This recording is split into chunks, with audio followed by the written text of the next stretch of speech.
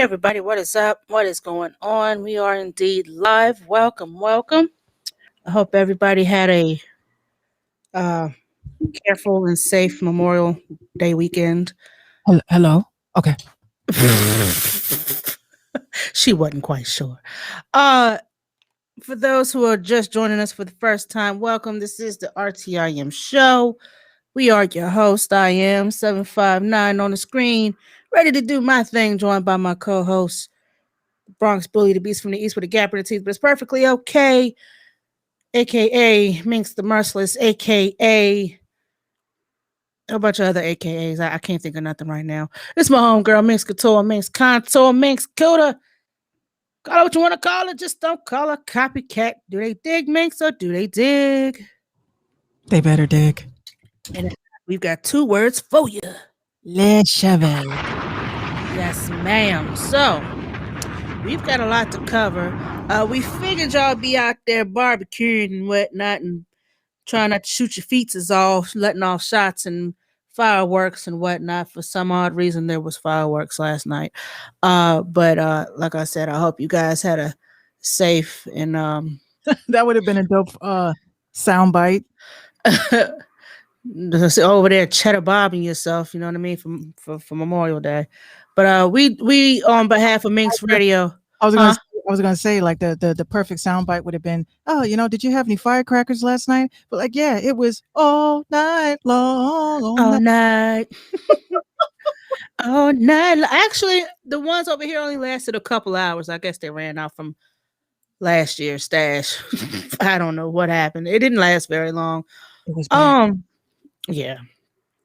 But on behalf of Minx Radio, RTIM show, we are thankful and proud of those who have served our country, even though it wasn't meant to serve us at all. But anyway, That part. So, how was your weekend, Mix? My weekend was very strange. Uh-oh. Oh, what's up, Mr. Ramirez? Mike, salute to you. Marine in the building. Semper Fi in this bitch. Hoorah. My grandfather is a retired Marine as well. Yeah, I have Navy, Army, Marine. Hold on, who was in the Air Force? I don't know. That part, Mike, you're absolutely right. Marines never retired. That is forever. I have a cousin who was a Marine. Well, is I guess since they don't retire, and he was one of those. He was a trained sniper, and he still carries like a certain. I don't want to call it a paranoia, but he just looks intense all the time. And he stays in shape like a lot of military men do, some and he stays like on his guard 24/7. I'm not saying he suffered from PTSD or anything like that, but he walks as if he still has that uniform on, let's see. My grandfather always says that a lot of retired, well, not retired, but they're out of the game for now. It's mostly like a third yard stare. You know what I mean? Right. Mr. Ramirez, when you said lazy, you talk about the Air Force. They do say that the Air Force is like the buttercup of the armed forces. What do they call it? The cop out. I was going to go to the Air Force. No shit. I had done 3 years of ROTC. So was I. I wanted to be telecommunications. So did I. I must have picked the wrong career because I chose to be a rapper instead. Yeah, I was going to. Yeah, no, I was going to go to the Air Force. I had 3 years of ROTC. I went to Fort Bragg. I went to Langley. I went to all these other places. I'm like, yeah, I was going to pursue my career as a journalist. And this time the bleep blop of the bloop. And then September 11th happened. And then I was like, you know what? Career change. I ain't going. Wow. Mike says I speak Mandarin, Russian, Spanish, and English. Yo, nobody could talk shit about you ever. Right. You would definitely know. Ever. Because you know what? That happens a lot when you don't look like you speak, any languages. Question, Minx. Is our feed kind of pixelated today? Yeah. Oh. Is it us or? Social media has been acting funny today. I would like to indulge in that. Let me see what we got here. See if that'll change for a second. She says it's us. It's probably us. It's always us. Because they know I'm about to drop some heat right now. They know they know I have a big dump to drop. Oh gosh. Grab your plungers, ladies and gentlemen. It's about to get stanky. No, but we do have a lot of quite a few topics to cover. But before we do that, y'all already know what time it is. I gotta give y'all this wonderful, prestigious, crispy, clean head nigga. Damn. Award because you did not ask for it. That pause is everything. Oh, you gotta have it. You didn't ask for it, but I'm giving it to you, and it's free. I mean, look at it; it's nice and shiny. Look at that; it's just nice and gleaming and everything. Everything's all crispy. If you want to follow us on social media, you can. Please do. Thank you. Minx is at the top. Brewha bars on everything. just about everything. This little thing right here is our thumbnail for our YouTube channel. If you look us up, this is what you'll see on our banner. What the hell? What the fuck was that? Was that a clown horn? Oh, that's the okay. Oh no, don't ever. This is an app that refuses to open. It's all good. I'm trying to put my comments on the screen, but I can't. But it's all good.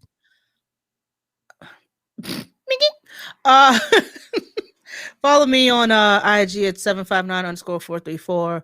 All these other scores on Twitter, and I'm also at 759-434 on TikTok. Give me some followers, yo. Like I need some followers. I'm getting the likes, but I need the follows. And also follow us, Random Talk Indie Music Show on IG.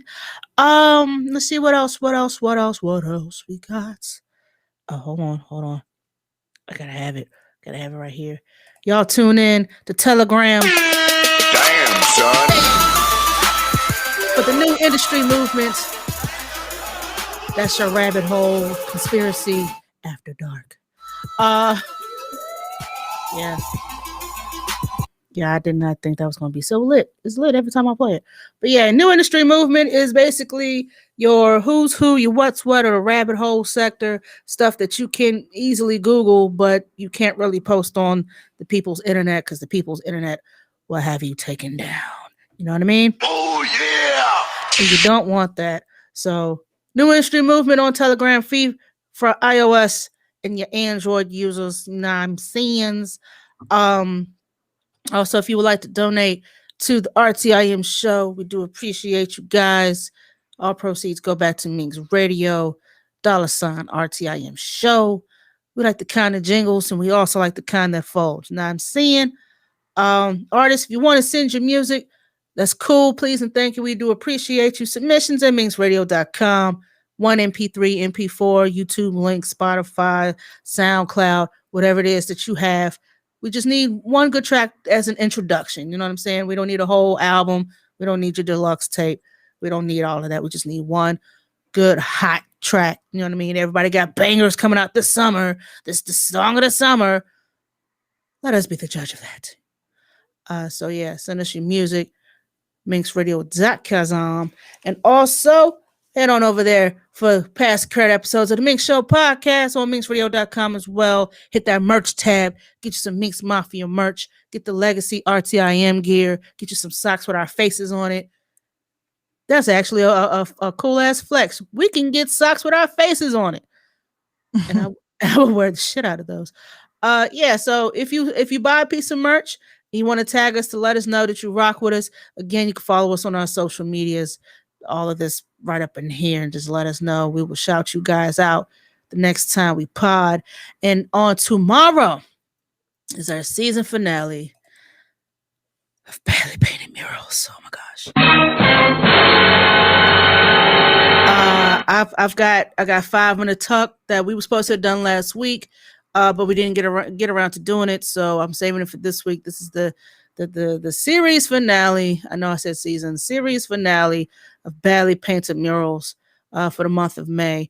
Did pretty good, but all good things must come to an end. And yeah, that's that on it. Yeah. I'm trying to think of the right way to say this without us getting taken down. We're gonna get taken down. No, I'm kidding. Okay, so I'm gonna try to keep it as PG Illuminati as possible. Is that even possible? It kind of is, I guess. All right. So earlier today, you guys know I use TikTok a lot. I'm obsessed now. Excuse me. And usually every morning I do on my TikTok a kind of a news brief. You know, I'm really probably going to start leaning into doing morning shows now because of the fact that TikTok keeps on trying to fuck me over. So basically I did a news brief this morning. I posted it.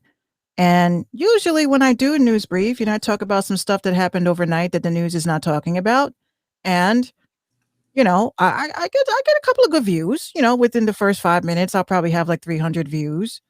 But this incident today is why I feel that I need to have a morning show. Not like I am I ever gonna wake up on time for the shit? I don't know. We will never know. Um, so basically something happened that is important for people to know. I did a news brief about it because there was 2 articles about it that has to do with cyber intelligence. Give me a second. Give me a second. That has to do with cyber intelligence. Gina, you got to give me a second. Hold on. So, and it is important for people to take a look at, right? So I did a two articles. I talked about it, and they did not allow that. Gina, gotta give me a second. They did not allow my videos to be seen. I kid you not, guys. Yeah, because a lot of times you don't even put hashtags on a lot of your posts. I don't put hashtags on any of them because I'll put hashtags on some of them, but not OD. Like I need to have them there. so this is exactly why. I know I hit something. I know I'm not gonna say I discovered something. They've been talking about this particular incident on MSNBC and all these other places, but you're not gonna hear about it because everybody's concerned about that one person that got bird flu over what I talked about. So here's what I decided to do, right? If you have, I'm not going to tell you guys what it's about because I want you guys to just witness it yourself because you're not going to believe it. I literally called my cousin before I came on here and I told him, and he just the whole time on FaceTime he was like this. You lying, Minx, right? I said, I wish I was. I wish I was lying. He's like, I'm scared, cuz. I said, me too. It's pretty bad. All right. So you can find the video on my Instagram. This is not a personal plug for you guys to follow me because I need followers. I don't give a fuck about Instagram. Or you can go to my YouTube channel and you guys can watch the video. It's only 1 minute long. It's not long. I would showcase it here, but you know how the powers that be. Okay. Powers that be. One devil dog and then come back later. All right. So please, y'all just check it out. See, they're already starting with the funny shit. Yeah, I saw that glitch. You saw it, right? So just please, guys, just check it out. Go to my YouTube, go to my Instagram, check it out, and let me know what you think and how you're going to prepare for uncertainty. That's all I'm going to say. Wow, we are mad glitchy on caffeine tonight. Let me refresh this. What on caffeine we're glitchy? Yeah, we're like mad glitchy. Hold on. Yeah. Mike, I'm gonna write it. I'm not gonna say it because you see they're messing with the stream. And it's Tuesday, and you already know what time it is. Yeah, so I'm gonna write it to you, Mike. I'm not, you know me, I ain't no little bitch. You know what I'm saying? But it's just, you know. You said you're on a loudspeaker with it. I listen.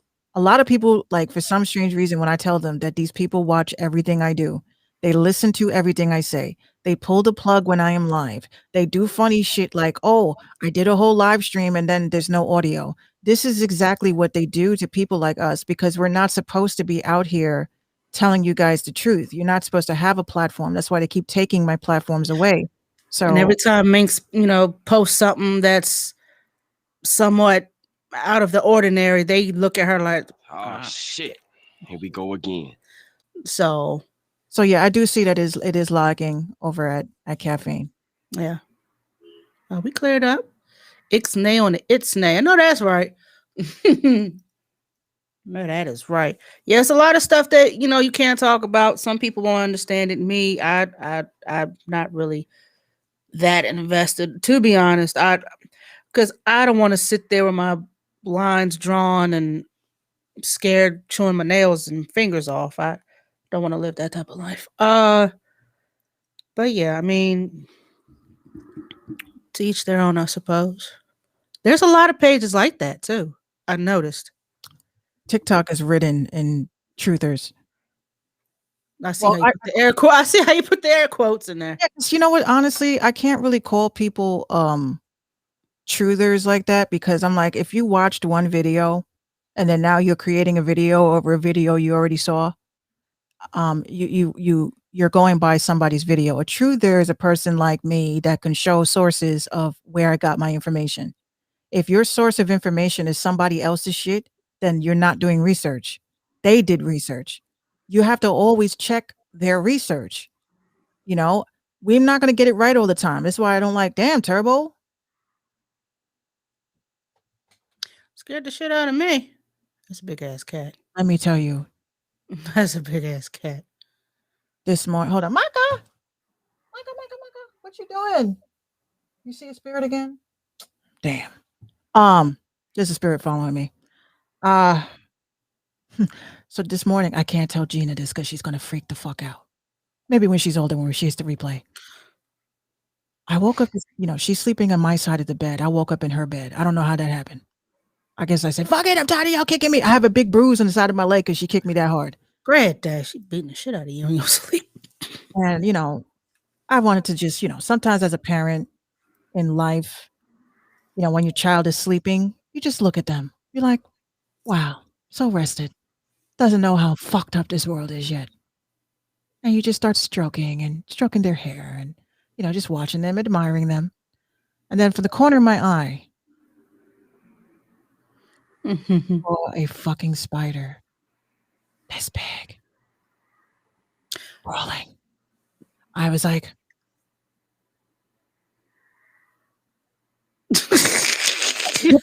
like I said, I didn't want to stick because Gina, she is very sensitive. If you tell her that there's a spider on her favorite blankie, it's a fucking wrap. So I was like, I'm going to quietly assess the situation. As I ran out into my tippy toes and Gino was making breakfast, I said, Gino, you gotta come here now. He's like, what? I'm making coffee. There's a spider. Where? Comes running. I take the blanket out. And then he replaced the blanket she was sleeping with mine real quick. Didn't notice the switch. And he's like, I don't see anything. And then this fucking daddy long legs motherfucker. I was like,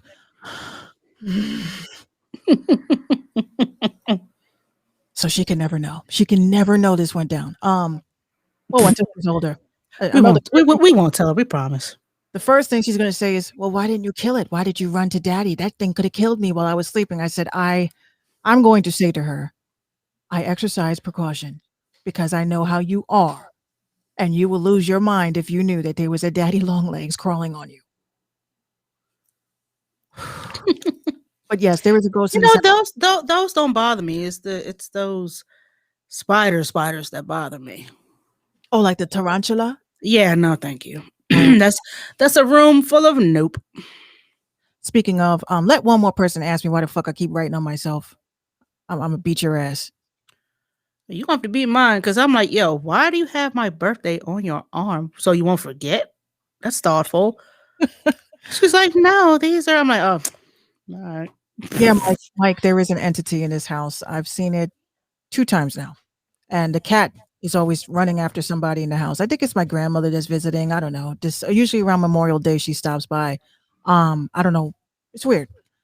But this, for the last time, I'm gonna tell you guys what this is. I write every morning when I wake up my Grabavoy codes. These are my Grabavoy codes. And so far, 1 and 2 has come true so far. This is for money manifestation. This is for abundance. And this is for my higher, I'm still here. Oh, I'm still here. No, okay. I just wanted to zoom in so they could see the numbers. They fucking did it again. No. And this is for the spiritual, like your spirit guide to protect you. So I write different codes on me every day. Damn, what the hell is all these animals coming in? Was it Noah's Ark in here?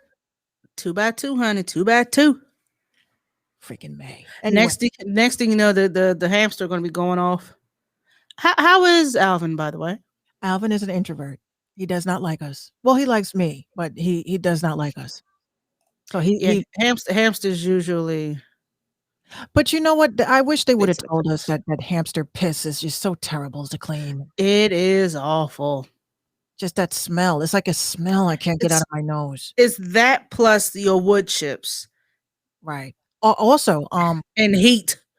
I have made a change. You remember up here, I used to have like that little orange thing.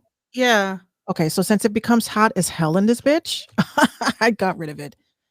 I don't mind the echo. It's not that bad of an echo, but I just took Not the bad at all. voltage down. It's not bad. You don't need cooking yourself. Yeah, it at night it gets very hot in here. And you got the foam on the sides and you're Well, sitting in a leather chair and I'm getting rid of the chair. I'm sorry, guys. I have to. oh It's no. just it's hurting my neck.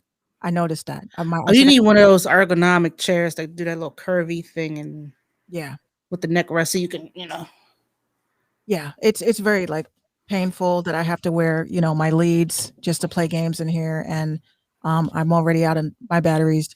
Um, but yeah, a gaming chair. Like you have to get a gaming chair that actually conforms. You know what I'm saying? And I feel so bad because even he said, maybe it's the chair. He just feels so bad. He feels so bad. I'm like, don't feel bad. Everybody fucks up. Dead ass, me. But yeah, you can always redeem yourself. But yes, do we I have do need we to get have myself a new chair. do we have a because I actually I didn't want to open the show with some conspiracy shit, but damn May, what are you doing? I wanted to talk about this Kevin Samuels bitch. I haven't heard anything about him, but Don't act like you did not have a man in that bed with you. I'm sorry, what? So apparently Kevin Samuels was on his Instagram live as he was filleting a bitch, and viewers were a little bit concerned because they wondered why there was a grown-ass man sleeping in his bed. It wasn't his son, wasn't anyone like that. Kevin Samuels, Mike, is a black man that goes on social media and gives relationship advice to women. So the question is, and the relationship advice is on the level of, oh, Kevin, I don't know why I can't find a man, and how much you weigh? I weigh 200 and 200 pounds. You fat. That's why. Yes. Right. Tired of staying in the house. Can I go outside? You're tired of staying in the house. Can you go outside? Who's gonna go with you? Papa. Why are you looking so scared? Like I'm gonna say no. Go ahead. I'm not gonna stop you. If the mosquitoes chew you up, that's your business. So Kevin Samuels is like a world-renowned dickhead. And troller and misogynistic dickhead. And he always, pretty much like his advice is very toxic. If you can't find a man, it's something wrong with you type shit. And 9 times out of 10, it's not. It's just maybe universe does not want you to have nobody at that time. And the crazy part about it is we're just now hearing about this guy. His net worth is already at $3 million. Like, who is buying his books? Who is purchasing his advice? Who is falling for the shenanigans? Like, Yeah. who's falling for it? Desperate women trying to if you're seeking advice from a single man who clearly has an issue with black women, then you deserve to get trolled. You deserve everything that comes your way. I would not dare to ask another single bitter ass, misogynistic, toxic ass man, well, how come he doesn't want me? That's not for you to tell me, well, bitch, because you pushing 300 pounds and your nose is bulbous and you need to do something with your hair and your glasses are whack. Well, Like, fuck you. Well, Mike, I'm gonna tell you what it is that he's doing wrong, and this is why, even though I don't like extreme hotepism, it's the idea of, and I'm going to be realistic about it because I don't like to. But white people don't tear down their own. You notice this? They don't tear down their own. Do you never hear them say that's white people shit? They just started recently saying that. Yeah, recently. But white people do not create platforms to tear down their own people. They don't do that. And this is what Kevin is doing, right? Yes, women. What's up, Mr. Banner? We're talking about Kevin Samuels, sir. Or ma'am. I don't know. I don't want to Be that way. But this is what the issue is. When it comes to other ethnicities, I don't want to say race because we are all human race. Some of us. I feel that you will not see the Asian community tearing down another prominent Asian person. You will not see any Hispanic tearing down another Hispanic unless it's a Hispanic that is mad at Cardi B because she identifies as black. When it comes to black people, we air out our own shit every time, and this is why other ethnicities laugh at us. We will create a platform to say that the black woman is we'll just say what it is. It's not even on some alpha female shit. It's the mentality that a lot of women have of that men don't like, which is I don't need no man, right? I don't need a man. That was the the conversation, right? I got into a conversation like that on Facebook, and dude was like, "But aren't you married? Don't you have a man?" I said, "But this is what you don't get. I don't need a man. I want one." You understand that there's a big difference with that. I don't need you, but I want you. So when you have men, black men, who are constantly tearing down black women, I'm not saying that we are the shit. We have our issues just like every other ethnicity, but it's always black women that are tore down and disrespected and treated like shit. You have black men that are not protecting us. They're not standing up for us. And all they do is they pit us against each other to validate the narrative. I think I got that right. You got it. You got it. And then, I mean, because when we say, okay, it's okay to date white girls, but you don't have to trash us in the process, that's what we mean. Right.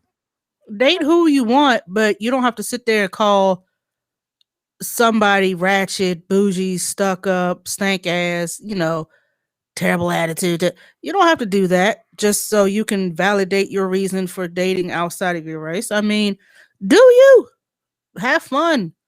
Congratulations, have as many kids as you can afford. But you don't have to tear down your own to be happy. This angry black woman thing, right? That's the thing I don't like, right? Just as stressful, like this is what people don't understand. I hate to say it, and I have to be honest because I keep it real with everybody. It's one thing to be black. That's one level of hardship.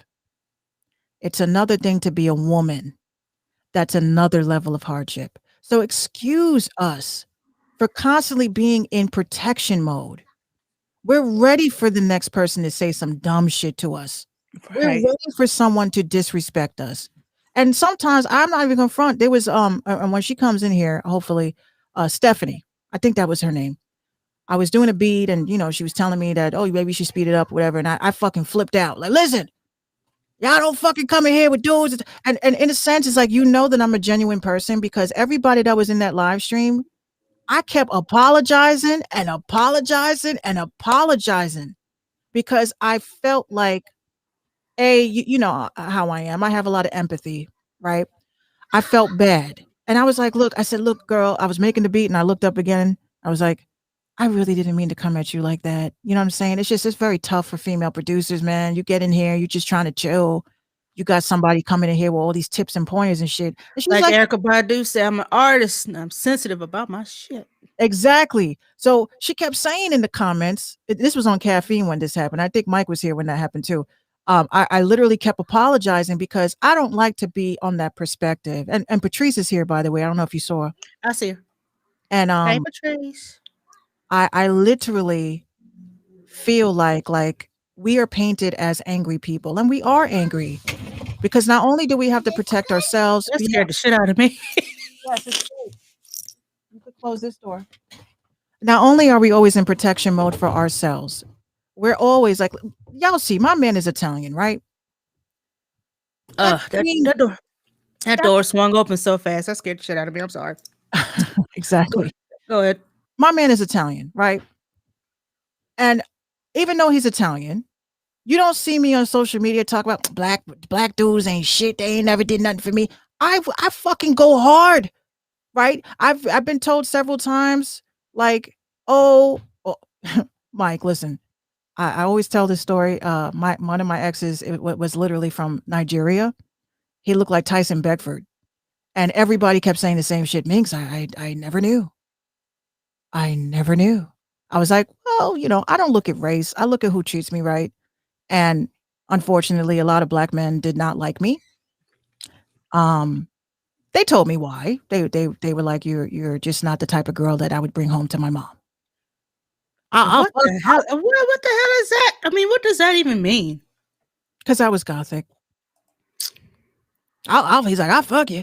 I'll fuck you. But that's as far as this relationship is ever going to go. Do black women need black men to protect them? Why not? You would protect your mother, wouldn't you? Why not? We would like that. We would love it. I would love, because you know what? This is one of the arguments that I had the other day on Facebook. I've noticed that Facebook is going to be the breeding ground for our content because it just doesn't seem to stop. But do you need it? Do we need protection? Yes, we do. The government is trying. Don't ask questions you aren't prepared to handle the answer to. I caught myself. I'm getting. Yeah. Don't get us shut down. Don't get. Women, black women in general, women and children need protection. Okay. Black men and black women, like, I feel like this is where the what's messed up here, right? The only thing I will agree with Kevin Samuels about. Oh my God. You actually agree? The only thing I will agree with him on is that our mothers did fail us. Our mothers did fail us. They failed us because, well, I'm not gonna say all of our mothers. I would say the vast majority of our mothers did fail us because they did not have the time. Like, there's some mothers, which spiritually, when we put this together, a lot of mothers were not at the age that they were supposed to be to rear a child. They were not old enough. They were not mature enough. You were forced to become a woman. You were not mature enough to become a mother. Okay. So what happens is that some mothers, because they had no experience, because they did not understand, they just were not ready for that. Instead of you raising your child, you were raising your little homie. Right. You know what I'm saying? You look at a lot of these chicks that are young, they're like 21, 22. They don't refer to their child as a child. My little nigga. I'm like, this is your child, right? This is a person. This is a sponge that has nothing programmed.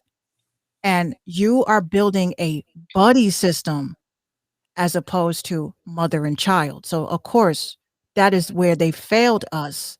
They were not properly taught to raise a child. So now you got these young girls that were what do they call them? Oh my God, she's such an old soul, or he's such an old soul. No, little man, listen to those words. Little man was forced to be maybe 2 or 3 years older than what he was, because you needed him on your groove. So little man, little homie, little shorty, little this, little that. We don't understand how much that has impacted us, because not most of us, if we have a relationship with our parents, is your parent more of a parent, or is your parent more of a pal? Mm-hmm. You said a word right there. Because when my mama said, "I'm your mother, not your friend," she meant that shit. Mm-hmm. She meant every single word. I'm not one of your little friends that we could just kick it when I'm your mother. I'm gonna make sure you do what you need to do. You come to me for advice. I help you out the best way I can, but I ain't your friend. Right. No guidance henceforth. Right. That's the problem. So again, like I said, when it comes to society, to wrap up this convo, is black men. There's two things I pretty much left it at on Facebook with a fight that I had, because some dude had posted up the usual, all these bitches out here spitting out babies left and right, and So I was like, but who's putting these babies in them? Mm-hmm. Oh, well, they take a plan B. But I said, that wasn't my question. I said, see, this is the thing. You guys present these questions, right? These forums, and you don't want to have the conversation, which is why I'm really, for the last 2 weeks, I have been working on a platform. I think we should have social debates, just like the presidential debates. You think you're the queen of bitches? Get your bitch ass up over here. The queen of bitches. I love it. Stand on this podium, and you better come with some sources and all that shit. We need to have this, because then fuck a versus. Fuck a Mhm. versus. Can we have a social discussion? That's the name of the show. Social discussion. The Social debate. discussion. So if you really feel like, oh, somebody, look, I'm gonna challenge you to a social debate, right? So you book your slot. You know, we promote it, and you know, make like a nice little crazy ass And this has already been copywritten, y'all. So don't try to be cute. I learned my lesson the first 8 times. Like, you know, get a dude on Facebook write some real scandalous shit, like oh word. I'm not gonna argue with you in the comments. Are you ready for the social debate? Like, you know what I'm saying? I will be standing there ready. Well, we got on the left, we got Minx Couture, and you know, she's here to debate the family court system. Everybody cheers for me. Yay, Minx is gonna talk about. So we got Joe Schmo from Arkansas, and he's against her. And we gonna have this social debate. Fuck that. Yeah. Fuck the statuses. I'm like, if you are really seriously trying to open up a conversation and then you deflect and run away like this dude did, I literally said to him, I hit him with 3 solid points. I said, dude, so we've already established that it takes 2 to tango. Yes. I said, okay, so why are you worried about women spitting out babies and you're not talking about the dads that's not taking care of them?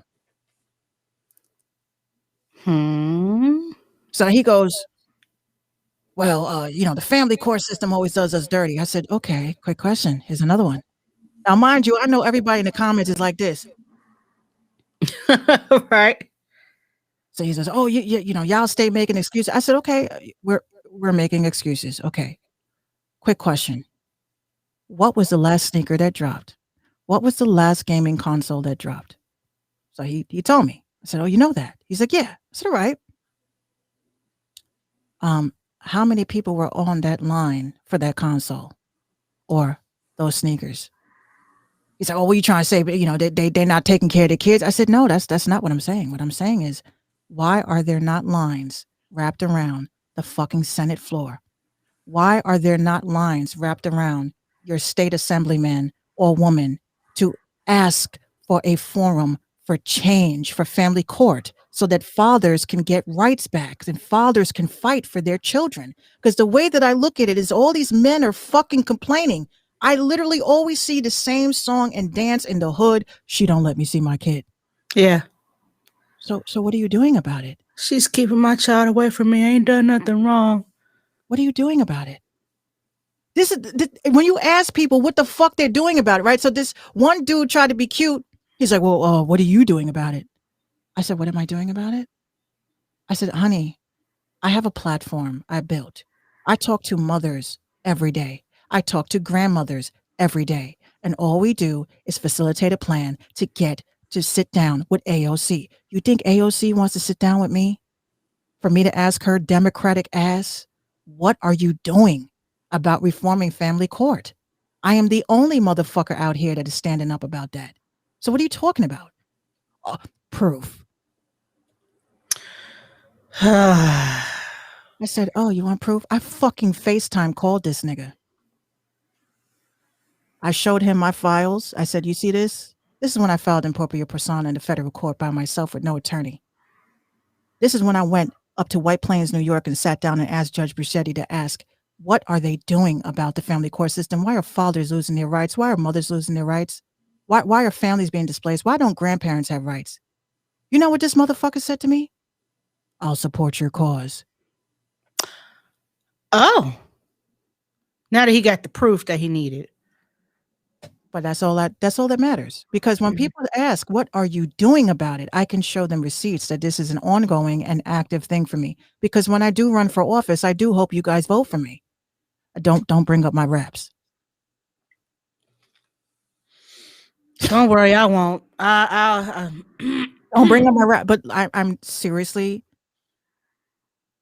like, really thinking about it, because you got to be spiritually right for this. This is a fight.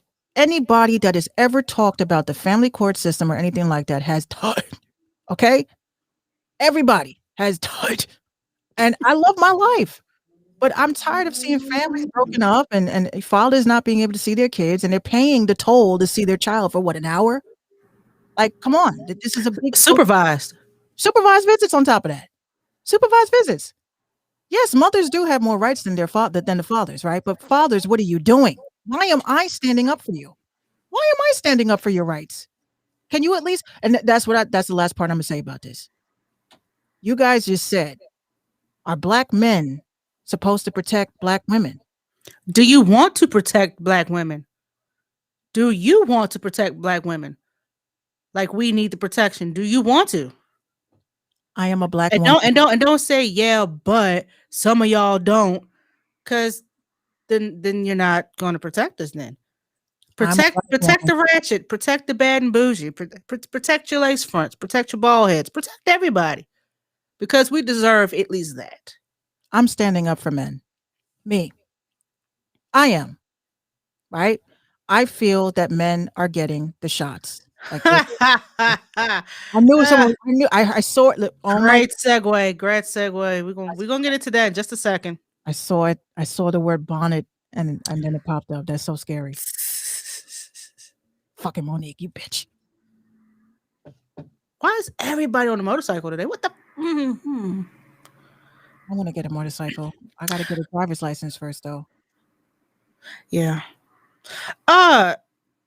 Yeah. So and what the fuck is up with Monique news, and how come she still doesn't have a Netflix special? But that's none of my business. That was terrible. Did I send you that video? I think I did. Which one? About the dad jokes? Did I send you that? No, but I gotta send it to you. That shit was hilarious. Oh Jesus! Then you'll see why I'm laughing. So a friend of mine had posted on Facebook without any context. Thank you very much, sis. That Monique, said what she said, and she offered no apology, and this, that, and the third. So Monique made two videos. Oh wait, one. You got to address this comment. Hold on. Which one? Banner says it's discouraging when the narrative is that we are not needed. I'm glad you said that. I mean, who spun this narrative though? Because I don't know who created this narrative that like black men are not needed. I noticed. I'm not saying that you're not wrong, Banner. I'm not saying that you're not wrong. I did notice that. Like, when did this come about?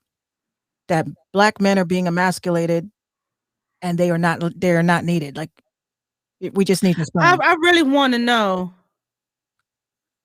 Patrice. Yeah, she had on her robe, titties down to her kneecaps. Patrice, we seen it. Yeah, my mother was a single parent who could have used the protection of a man who could have, a black man by her side, but that black man decided to do what the fuck he wanted to do. He didn't want to have a family, so he did his shit. So she had to be a single parent. Sometimes you got to break that cycle. You know what I'm saying? There's a lot of us in our generation who grew up without their fathers, who some of us are still kind of mad at that. It is what it is. I didn't know mine until I was about 8. I didn't meet my dad until I was about 8 years old. I didn't meet my dad till I was 18. And even still, we live in the exact same city, and he refuses to come see me. That's what I'm saying? That's the shit. Like that. That's the shit that makes us women say niggas ain't shit. Black men ain't shit, because they refuse to do the bare minimum, such as establish a relationship with your children. Oh, Patrice said she didn't meet hers until she was 29. Oh wow. That's something else. When you meet your father into adulthood, they've missed so much. It's something with this last generation, which is why, again, like I said, I do agree with Kevin Samuels, because what we do in this generation affects the next. Right. And from where to my understanding, because my grandmother and grandfather was married, and you know, they went by the Catholic book. You know what I'm saying? You meet a girl, she's nice, you know, you date for 2 weeks, and then you get married. And you do not divorce. Like Catholics look down on divorce. Yeah, they didn't believe it. My grandmother was actually not Catholic. My grandfather was. So when you married a Catholic, you had to adopt that. Yeah, convert to the Catholicism and I said, you ain't, you know, it wasn't until when she passed.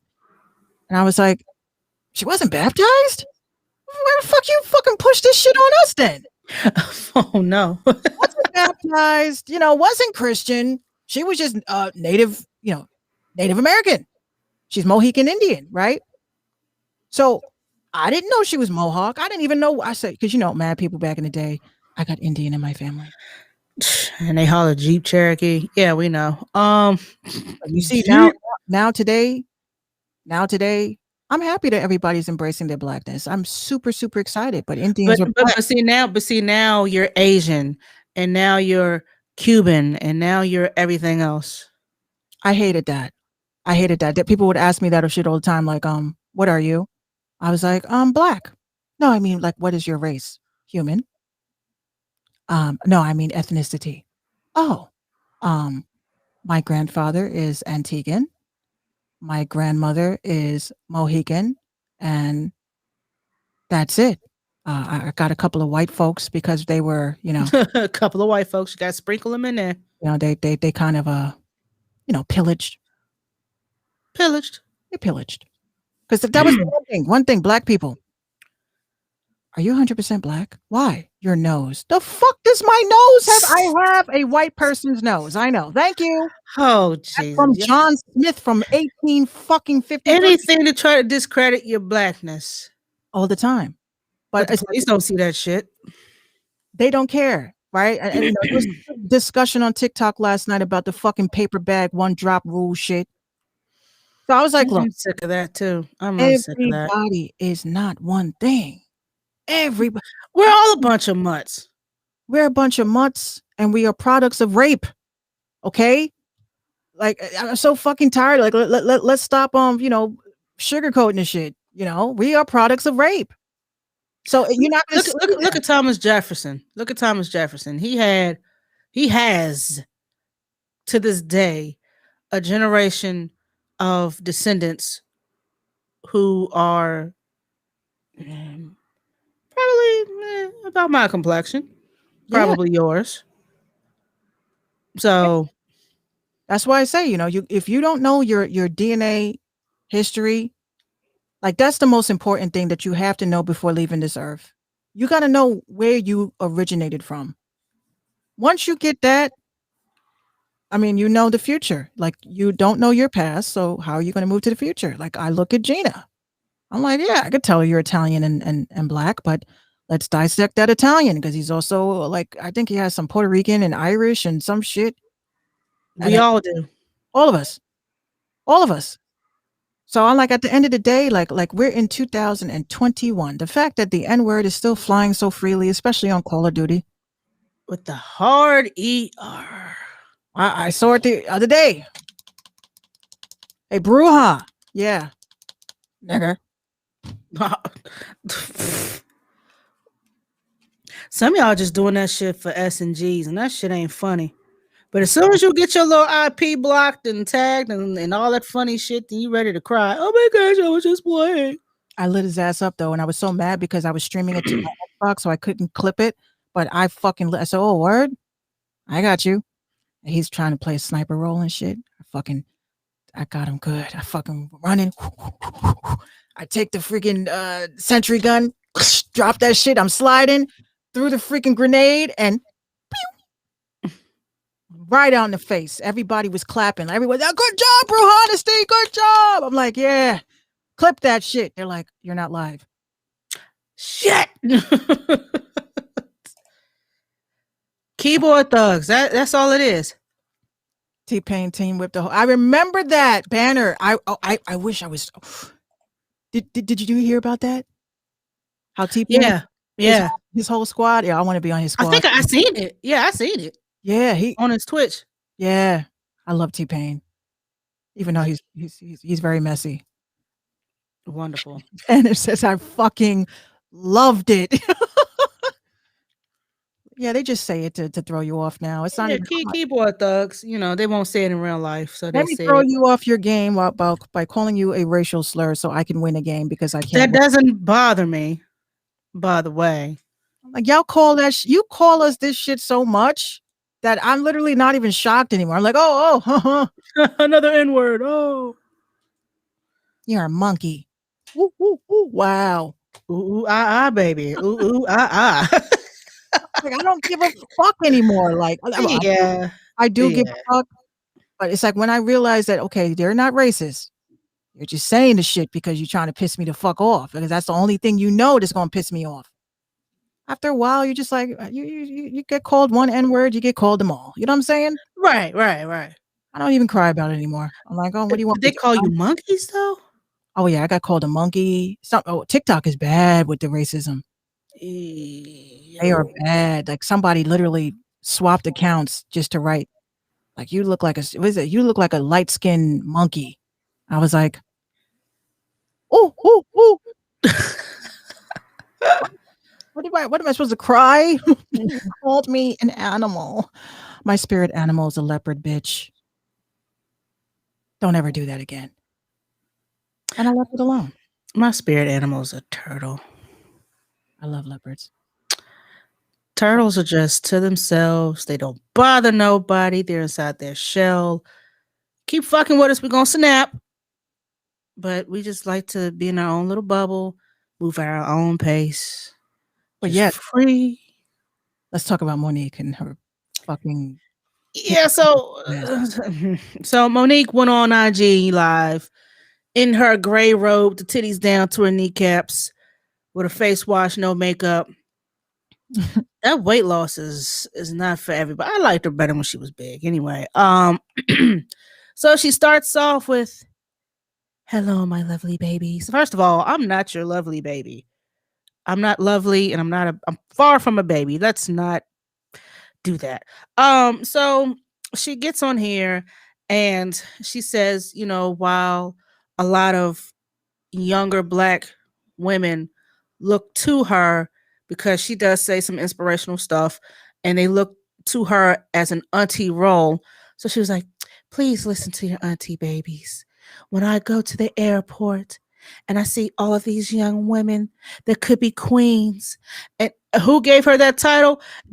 Social media gives everybody the title of auntie. Like we would call Maxine Waters. That is the auntie. You know what I'm saying? Call her auntie. Diana Ross. Anybody of legendary stature. Well, I wouldn't call Monique a legend quite yet, but auntie, because she's slightly older, more experienced, and I guess can give some type of, good advice within reason. But in this one, she says, "Well, as I go through the airport and I see so many beautiful women coming out of their house with bedroom slippers and PJs and bonnets, when you leave the house, you want to project yourself as your best you. When you come out the house dressed like that, it shows people that you don't care about yourself." And but she started it off with, I'm saying this, and I want to make sure I'm not saying it from a place of judgment, and I'm saying it from a place of love. That's how they all say that before they tell you some shit that you didn't ask for. Some of y'all have given me the title of auntie, and I'm honored that y'all do that, but there are times that auntie has to talk to her babies and say some real shit. So she was in Jackson, Mississippi for a gig. She was astounded by how many young sisters she saw wearing head bonnets, scarves, slippers, pajamas, or blankets wrapped around them at the airport. First of all, Monique, you have to understand, when you're fully dressed, sitting in a cramped space for so long, that shit is uncomfortable. I had to wear jeans going down to Georgia for 10 hours. You know how uncomfortable jeans are? So yeah, so I am in my most comfortable, juiciest pants that I can find. I'm wearing my slides. Why am I wearing tennis shoes? I'm on the train for 10 hours. I'm going to kick back and probably fall asleep as soon as I leave Lynchburg. The minute I hit the next county, I'm out. And then my hair bonnet. You know what I'm saying? Or my do-rag, whatever it is that I wrap my hair with. I want to be comfortable for 10 hours while I'm on this train going somewhere long distance. I don't want to be fully dressed, fully beat, lace front to the gods, edges laid. Like it doesn't call for all that. Not there, especially you leaving at night. Who the hell looking at you? But I digress. While she's made it clear she wasn't suggesting that women always wear a face full of makeup or a lace front when out in public, all I'm saying is, could you please comb your hair? Ooh, Monique, I gotta give you this. You got some women that don't like to be told what to do with their crown, and telling a sister what to do with their hair is a no. If I want to walk out this bitch looking like Don King only in America, then bitch, that's what the fuck I'm gonna do. Cause it's mine. Shit. So, you got these ladies that wear the turbans, that wear the wraps like you wear, and all types of stuff. It's not always coming from a place of laziness. It sometimes go with the outfit. Sometimes it's just a vibe. It's a whole mood. It's not always coming out of place of laziness, and it's mostly coming out of comfort for me. If you see me wearing basketball shorts, slides, a white t-shirt, and my hair wrapped up and my bags are packed, please know that I'm going to be comfortable wherever the hell I'm going. That part. With my blanket, because it's cold as shit on Amtrak. I will say, and it's cold on the airport, period. Like, have you not sat in the airport long enough and not froze your tits off? oh yeah, my nipples are still there. Right.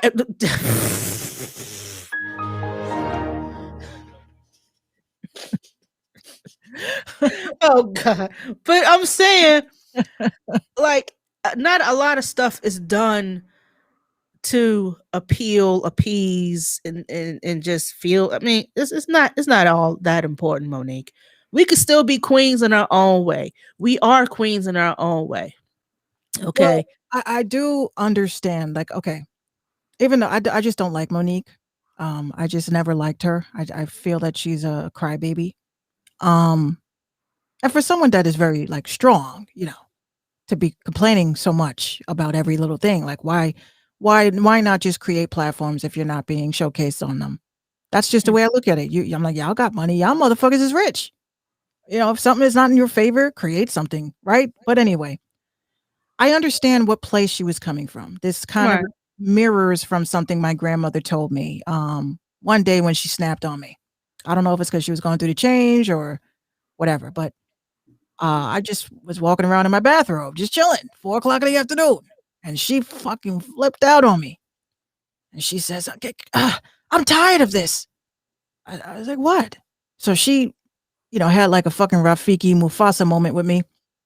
And she was like, look, I was dealing with a breakup. So I wasn't taking it too well. And I was depressed. I'm not going to front. I was depressed. I was like, man, this nigga had a bomb ass D. Anyway, I was so depressed. And, she literally came up to me and was like, look, she says, when you don't look good, you don't feel good. When you wake up in the morning, even if you don't have a job, even if you don't have anything to do, you always have your mind psyched up as if you are prepared for something great coming. So she says, so when you wake up in the morning, you brush your teeth, do your hair. Don't go run down the stairs to go eat breakfast. Pick out an outfit. Look at yourself in the mirror and smile. Because you know what? If you look good, you feel good, good things happen, and it's just a trickle effect, right? So I used to look at her, I was like, you're right, because my grandmother never went anywhere. But when you went to her house, it was never, hold on, let me get my hair, or she was just always, she used to wear her finest jewelry and, smelt so nice, Estee Lauder. Fancy. And when she walked, she didn't walk like, hey guys. Defeated, If you guys want an idea of how my grandmother was, everybody used to think that my grandmother was related to Eartha Kitt. She had that same demeanor, she walked with her head up high and she had her shoulders relaxed and she would hold her glass ever so gently and she'd say, pick up those toys. Now. You're like, oh, you know, Yes, ma'am. when she used to get ready for bed, her bedtime routine, I just used to admire her because she would sit at her, her station and she would, Gotta put that eye cream on. Moisturize. but it's just the way she's just very dainty. Like, I'm gorgeous. So I said, Nana, why do you put on perfume to go to bed? And she says, because when the coroner comes, I don't want him to ever forget me. Your grandma was something else. She was sassy. She was Wasn't she? very sassy. She didn't care. She always used to tell us, when you leave this house, always leave with clean panties. So why the hell would you leave the house with dirty ass drawers? And she says, because if something ever happens to you, the last thing you want is the ambulance driver laughing at you because you have skid marks. Oh. That was the point. She used to say, always take pride in yourself, always love yourself, like just carry yourself like you love yourself. So I get it, Monique. I get it. Yeah. But thank you, Fob. You specifically came for Black women. It wasn't a collective. Thank you, Fob. Oh my God. Yes, I'm hitting them. Thank you, Fob. That's so sweet of you. So the bottom line is this: whether or not you agree with Monique, I don't agree with the bitch. I'm sorry. I just think she's just too toxic. That's toxic energy to me. I do understand. Yes, walk around like people are depressed because you are making yourself look at such a dark, situation. If your house is a mess, and this is a perfect segue to a bitch that I had to block because of what she said about people that suffer from depression. She says that you're just dirty. If you don't clean your house, you want to make an excuse and hide behind depression because you're just a dirty ass bitch. But I'm like, you don't understand there's levels to depression. People think depression is all about like these Zoloft commercials where a big egg just sitting there in the corner. Like, I used to laugh at those commercials. I'm sorry if you've ever taken Zoloft. I used to. Have you felt sad? You know what I'm saying? Like that big ass egg just moping.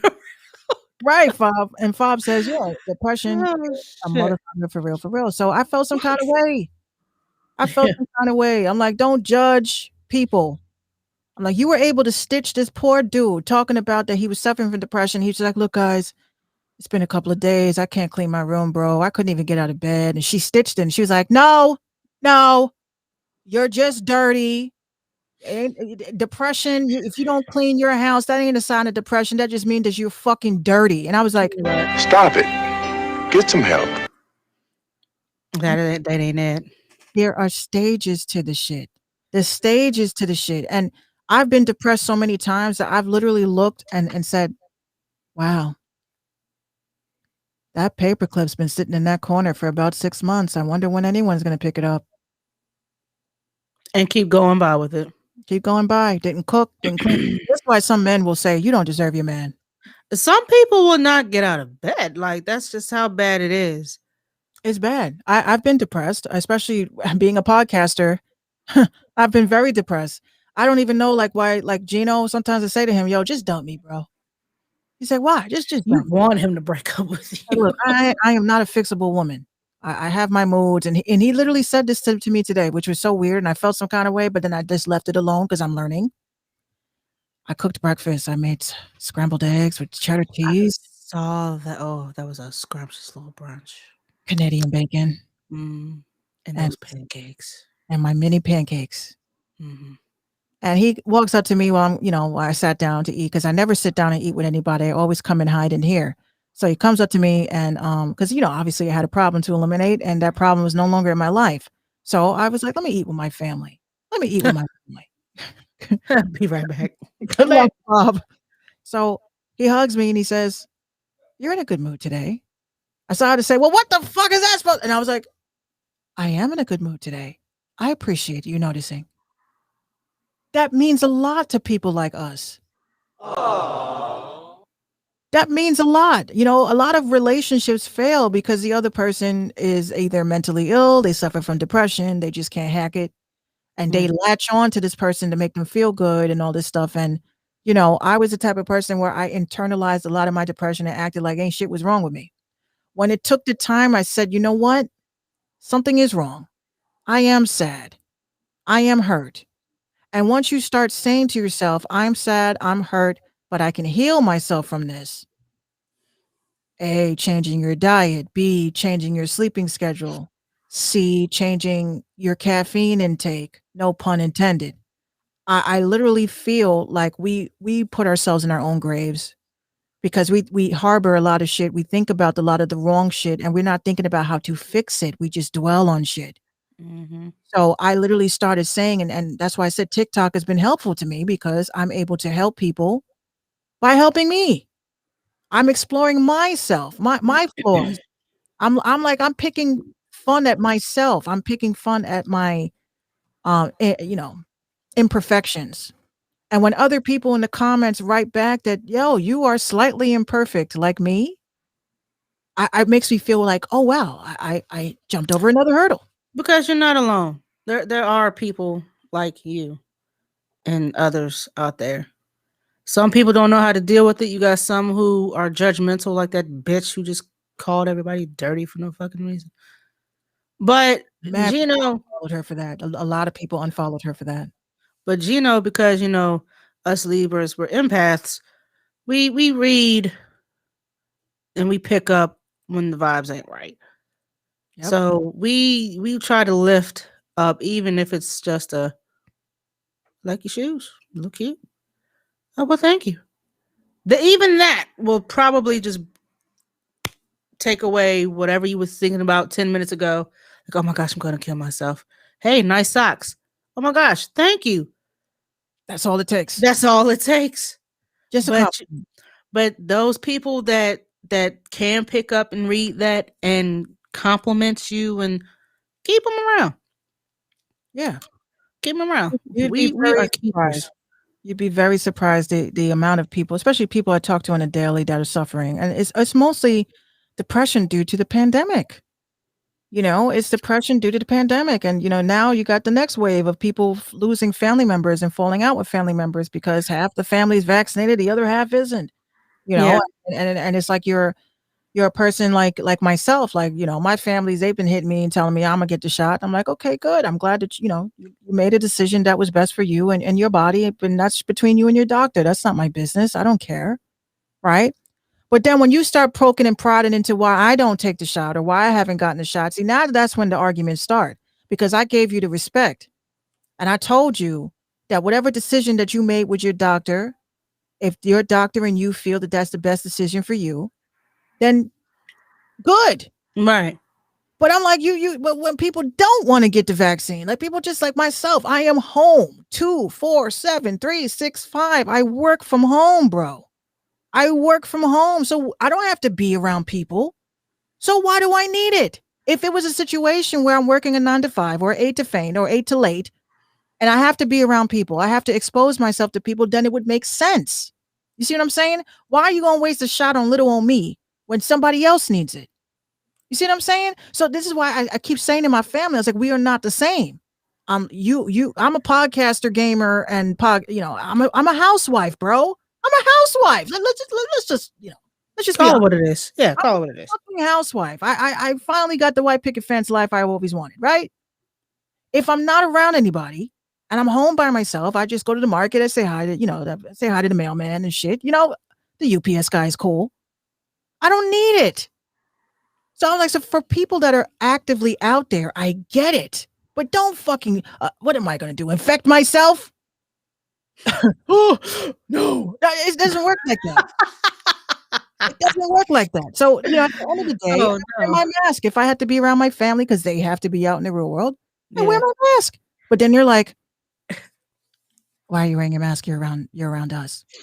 I'm like, you know what the mandate says?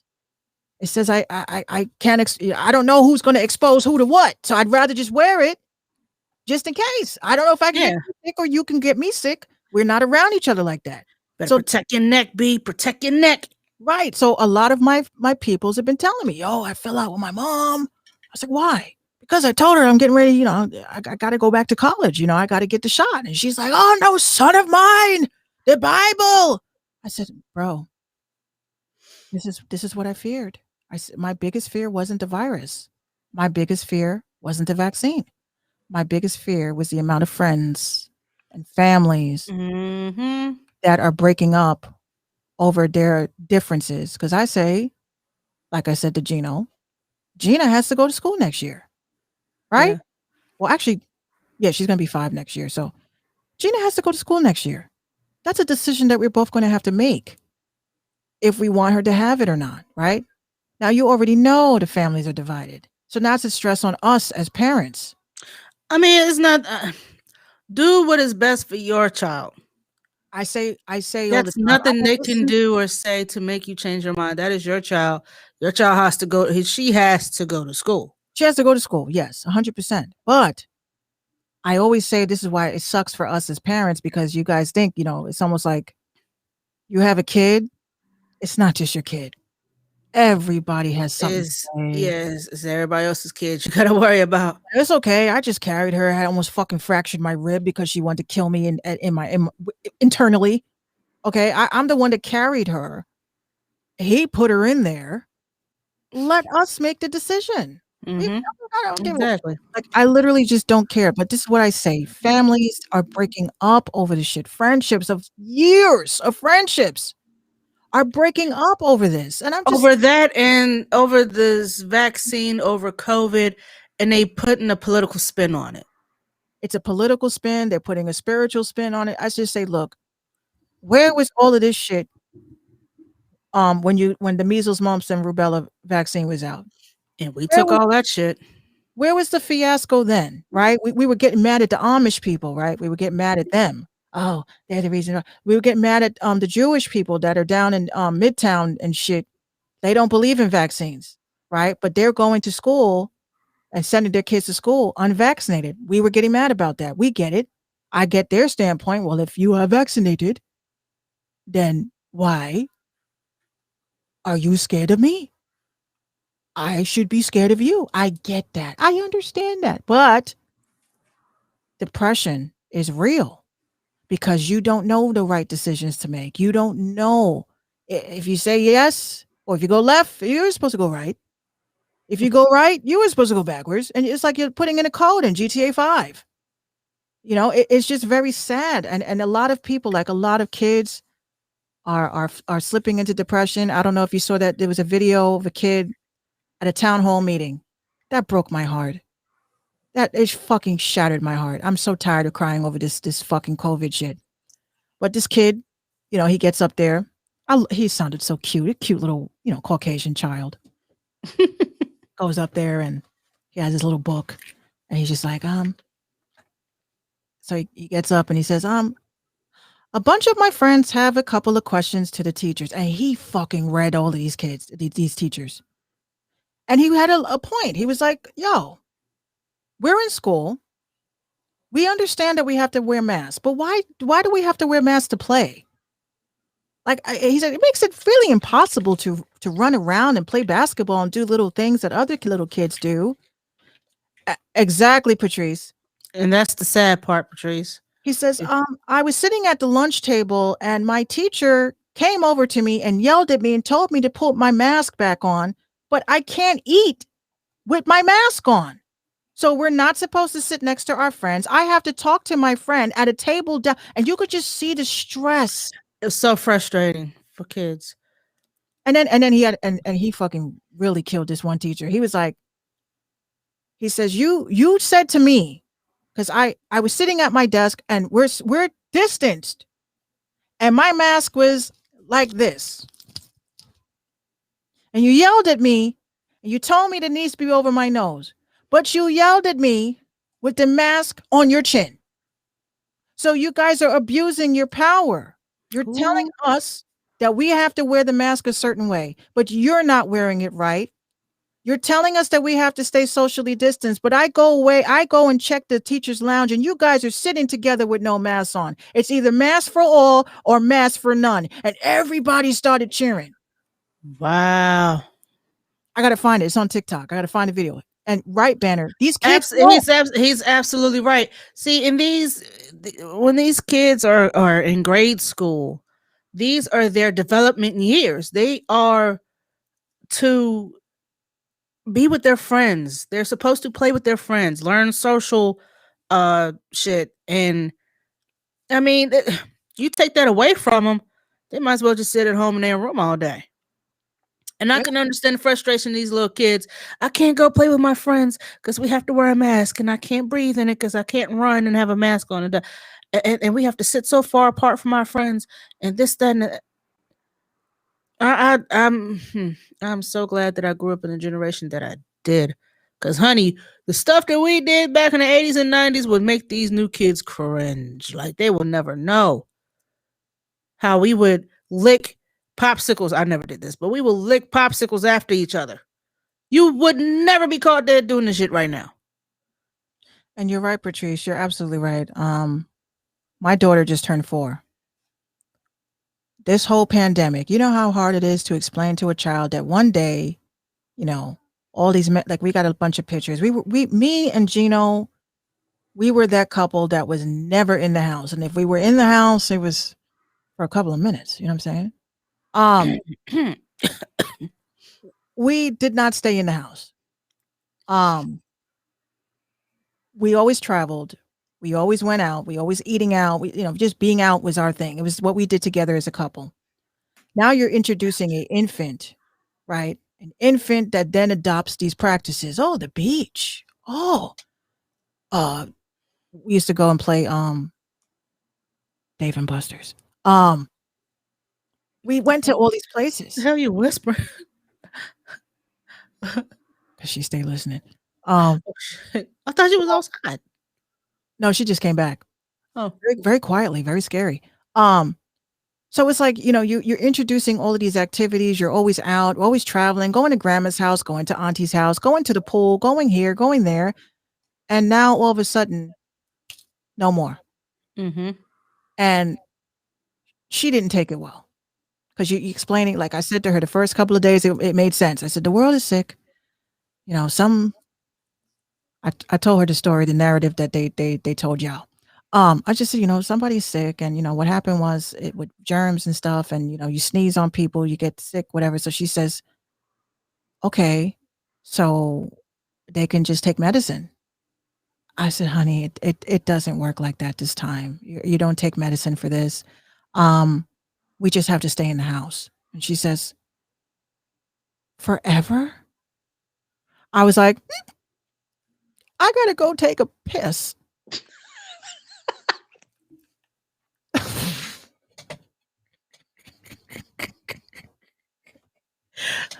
I go right to the bathroom. Gino's looking at me. I was like, I'm running. He says, oh, mommy must really have to go to the bathroom. I was like, why? Why are you forsaking me? Oh, Jesus. Wow. Oh, Jesus, save me now. I cried. And see, these young kids, the ones who are not as advanced as Gina, they don't quite get it. They get frustrated and they just tempers and throwing shit and acting out. Understandably so, because they're restless. They want to go out. They want to go play. They want to go to Mickey D's, get them a Happy Meal. They can't do none of this shit. Can't do shit. Can't do shit. It's like being on a worldwide punishment. We can't go nowhere. You know why we're on punishment though, right? All we had to do was follow the damn train. See, no, all we had to do was sit in the house for 2 weeks. Not even that. This is why they call this the Great Reset, because it is a great reset. We are resetting everything we knew, which is typically normal.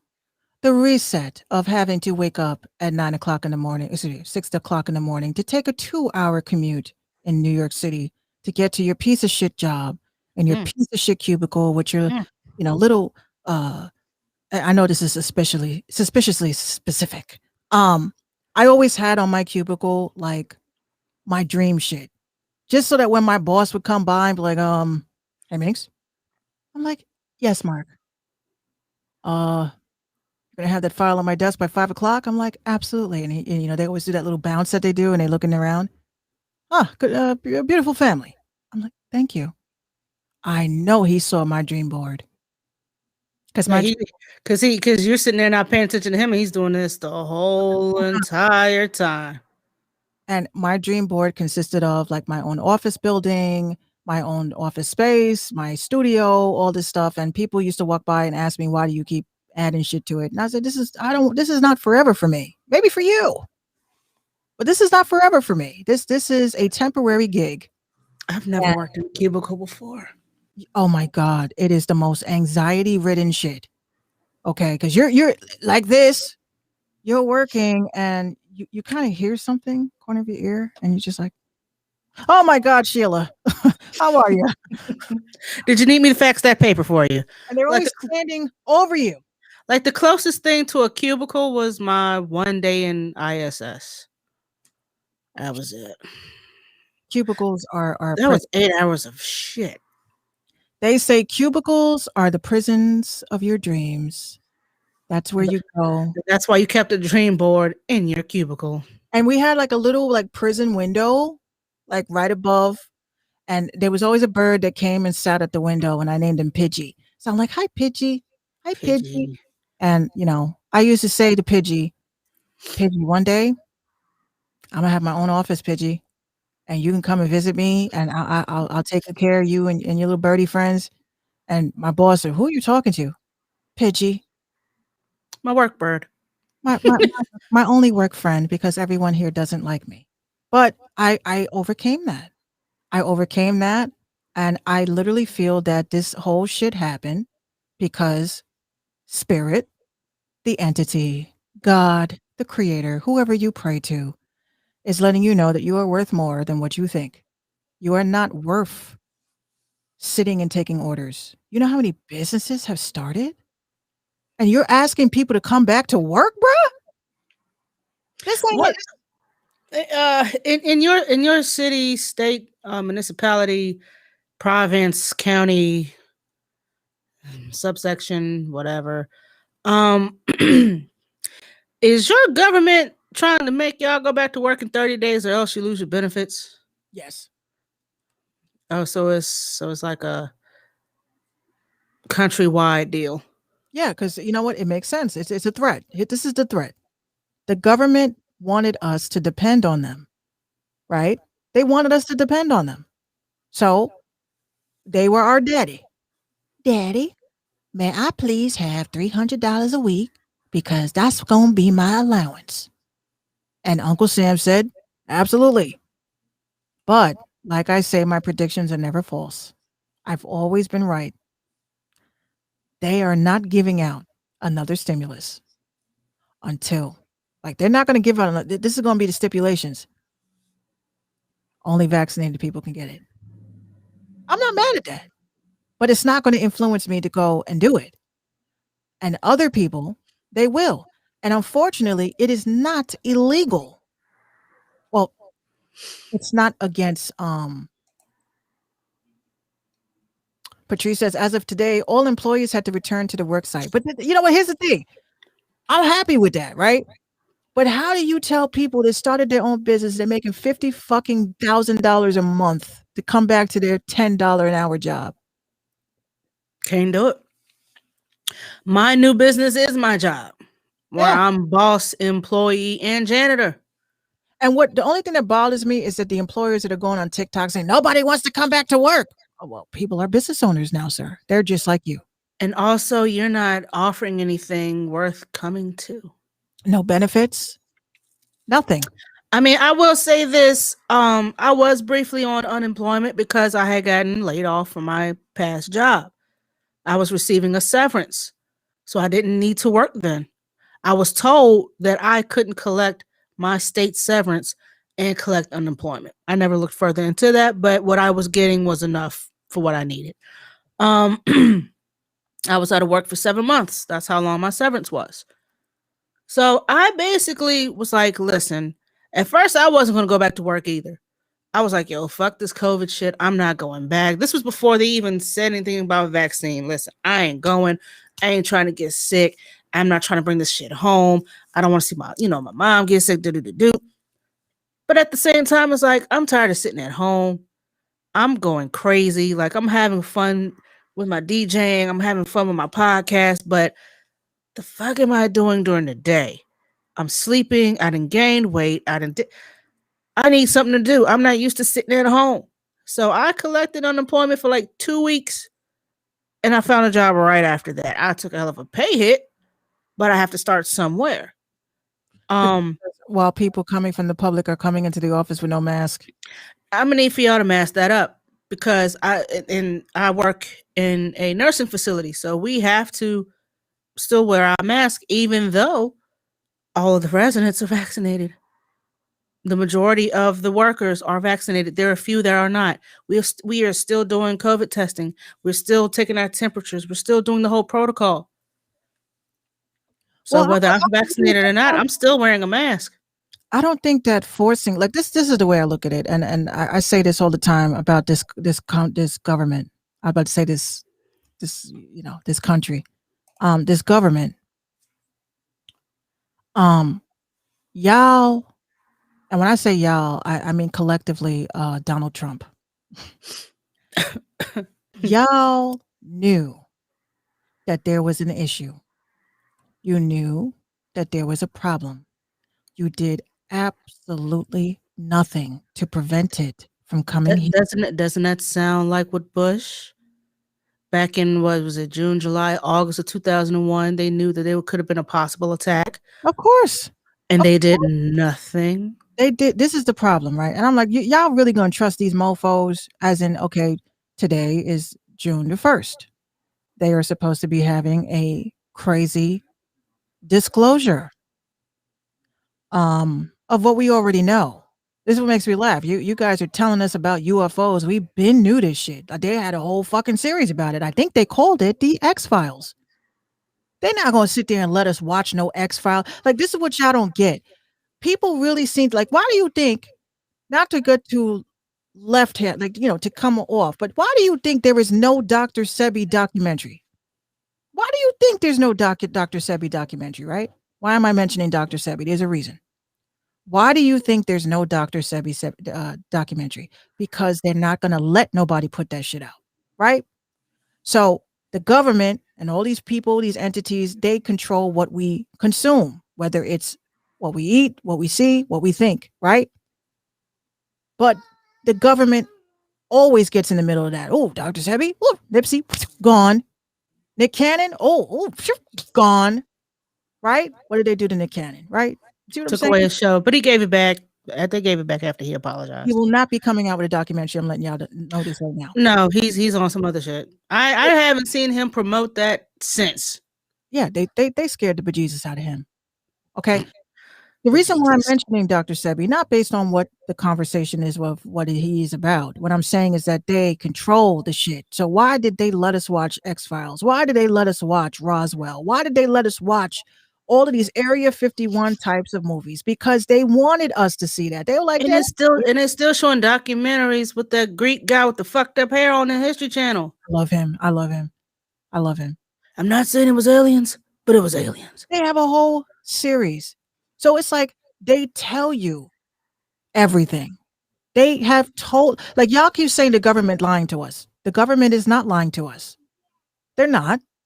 You just don't look for the information. So every time the government comes out and says, oh, we declassified some shit, right? Y'all, yes, Ancient Aliens. I love that. That's what it's called. Yeah. That's the shit. If you watch Ancient Aliens on the Oculus, it is fabulous. Oh my God. I was sitting in a theater with two other people. We're eating our fake popcorn. Kid turns around. I'm as my avatar, and I said to the kid, hey, how old are you? I'm 13. I said, that's a good age. That's a great age. One of my favorite ages? How old are you? 35. You have Oculus? I'm a grown adult. I can afford it, sir. I said, what do you like about this show? He said, it's cool. So it's all true, right? All of this is true? Yeah. All I saw him disappear This bitch is crazy. No, but that's what I like about VR because you could just roll up on people while in a theater and watching television. And I walked up on some kids watching Hey Arnold, and I said, "Hey, listen, let me tell you about back in my day." And I said, "Oh no, I'm one of those people." Yeah, I'm quick to hit you with the "you want outside." Then you're too young to. God damn it! Doink doink, more gray hair. Doink doink. But I like it because these kids obviously they can't go out still, right? Some, yeah. So I highly recommend that y'all don't get Oculus, but get the HTC Vive or something. But VR is if you really trying to get into the next 5D level, that's what you do. But what is crazy again, everything is in plain sight, like Patrice said. Everything is in plain sight. They cannot make any moves unless they tell you. This is why sometimes I be sitting there like some of these filters are a little bit concerning. Because Snapchat, if y'all remember, there was a whole fucking thing. Everybody's putting up pictures of masks, right? Remember? Everybody was taking selfies and everybody, the mask would come up and the mask would come down. They pick your head up and the mask would come up. And you put your head down, the mask would come down. You had masks with the bunny ears. They had masks with designs. They had masks, and we did not peep it. I peeped it. So what is so cool about masks? Like, when did this become some shit? Right? That's what I couldn't understand 3 years ago. What, maybe 3 or 4 years ago? Everybody was putting up selfies with the masks, with the bunny ears, and now it's a reality. So I'll be sitting here looking at these filters like, what y'all planning next? Mm-hmm. Oh, Banner, they had facial recognition shit way before then. Traffic cameras, that was the first step. But you always have to look at what is the big picture. If it don't seem right, it ain't right. And I always say all the time that y'all just have to understand that we are on a level of awakening and mass awakening. People are waking up. They're realizing a lot of this shit is crazy. But this month, they are disclosing all that shit. They are disclosing everything. And my fear, which is the one question I've always asked my dad, who is obsessed with aliens and anything related to them. I said, Dad, for the sake of argument, what would be so bad if they admitted that there was aliens? He was like, motherfuckers was eating Tide Pods, Minx. Yeah. You understand? How soon we forgot about that? Motherfuckers was eating Tide Pods, Minx. And drinking hand sanitizer. And putting, Gorilla Glue and shit in their hair. You really think the government's gonna come out? Ladies and gentlemen, we're here to announce the existence of extraterrestrials. Damn, son.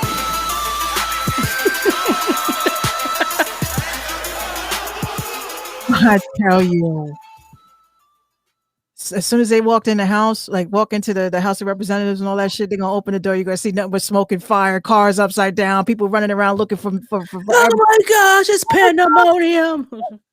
Over aliens? I ain't scared of no fucking aliens. I've seen them shits, yo. I've seen them shits. I've never been afraid of them. I've always and y'all the ones hollering, beam me up, Scotty, beam me up. Be careful what you ask for. You know who just dropped a song called that? You see what I'm saying? Everything makes sense. It's like a puzzle. It just sits there. I look at these titles and I'm like, why would Nicki Minaj come out with a song called "Beam Me Up, Scotty"? Does that make any sense? I'm about to look up those lyrics because I want to see the correlation. That's the word. That's your $5 word for the day. Correlation. Mm-hmm. No, there was also a time where I used to think that people that got kidnapped and stuff like is that like weird? Like maybe they may have not been abducted by aliens, but maybe they were kidnapped by some other. This is an old ass song, by the way, but it's funny that she re-released it this past month. Yeah, that's kind of weird. Hold on a second. Oh, hold on. Little one, she's just realized right before she was about to close her pretty eyes that she did not say hi to her fans. Oh, well, in that case.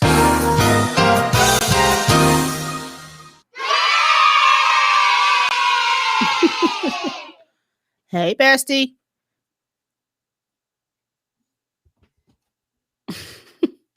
She's like, I'm just here. Enjoy the vibes. You was about to go to bed without saying hi to your fans, weren't you? Oh, you just want to stand there and smile? Okay. Here. She- Say hi, you go. everybody. I'm getting ready to go to bed now. Go ahead, say it right here. Night, night. Look. See? She said night night. They're saying hi. You see that? Okay. Throw up some hearts. Yeah. Say good night, everybody. Night, night. Oh. Opposite did I say? All right. Please go to bed. Thank you. Oh. Just realized that was nice. What was that? Yeah, so she's like, I just remembered. I didn't say hi to my fans. I'm like, all right, Elizabeth Taylor. Sheesh. I'm reading the lyrics to Beam Me Up, Scotty. It's a lot of patois, I a know. lot of West Indian. I know. Yeah. I don't I don't I'm still reading. Hold on a second. I'm trying to find something that screams "Beam Me Up, Scotty." Hold on a second. There's nothing in there that does. Oh, it's in the hook. Beam me up, Scotty. My what wine? My wine is too dirty, but beam me up, Scotty. Okay. So basically, you're showing love to the your West Indian folk. Okay, cool, got it. But what the fuck does beam me up, Scotty has to do with the rest of this shit? Not a damn thing. I gotta find it. Hold on a second. I gotta find. There we go. Oh, brother, this guy stinks!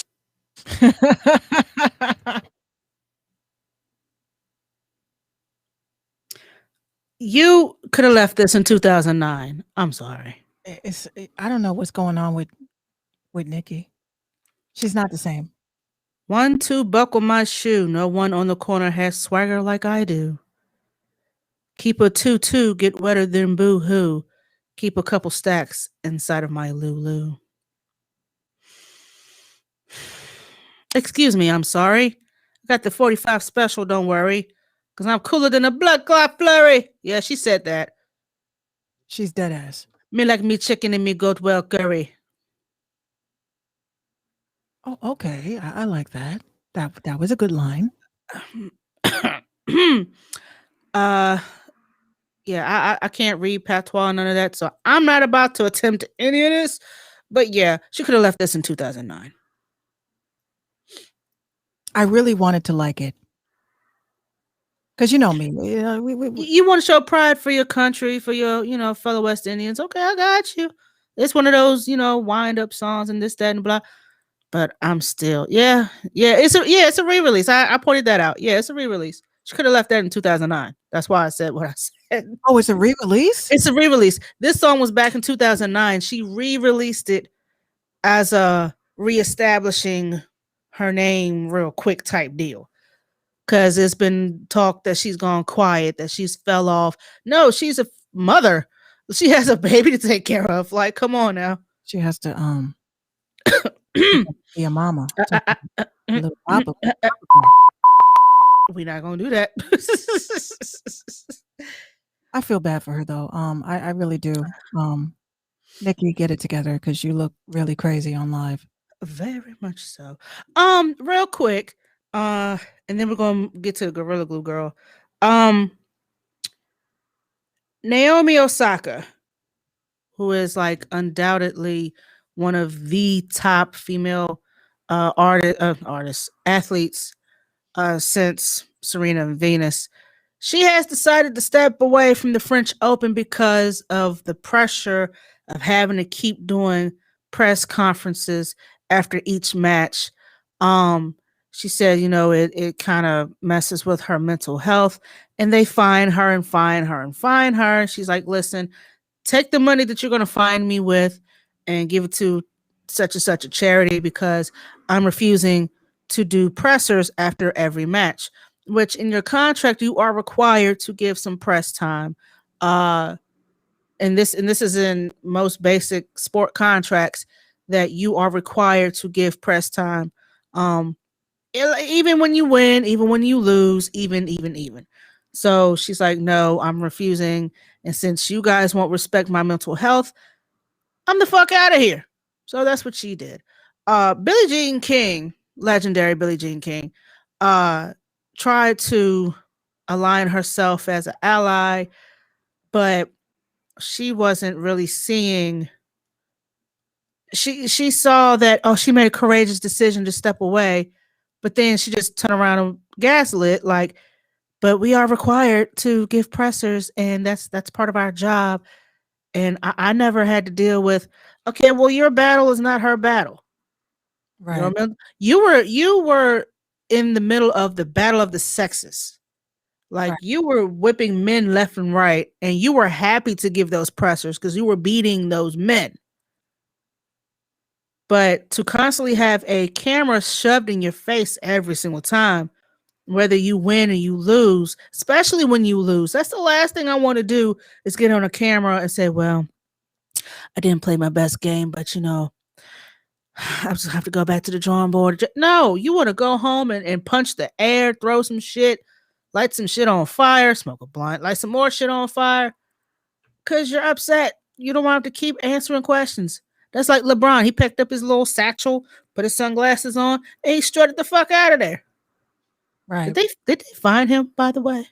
I don't think they did. I don't think they did. Bill Belichick, same way. He sits during his pressers and he gives very short cut answers. Marshawn Lynch was like, y'all know why I'm here. I'm just here so I won't get fired, because I too was refusing to give pressers and they find me every single time. So guess what? But you have to do that? Yeah, it's part of your contract because you are. So what are you supposed to say when they interview you? So when you passed the ball, what was going through your mind? Just to win, Doug. Just to win. I was hoping we get the stop that we needed.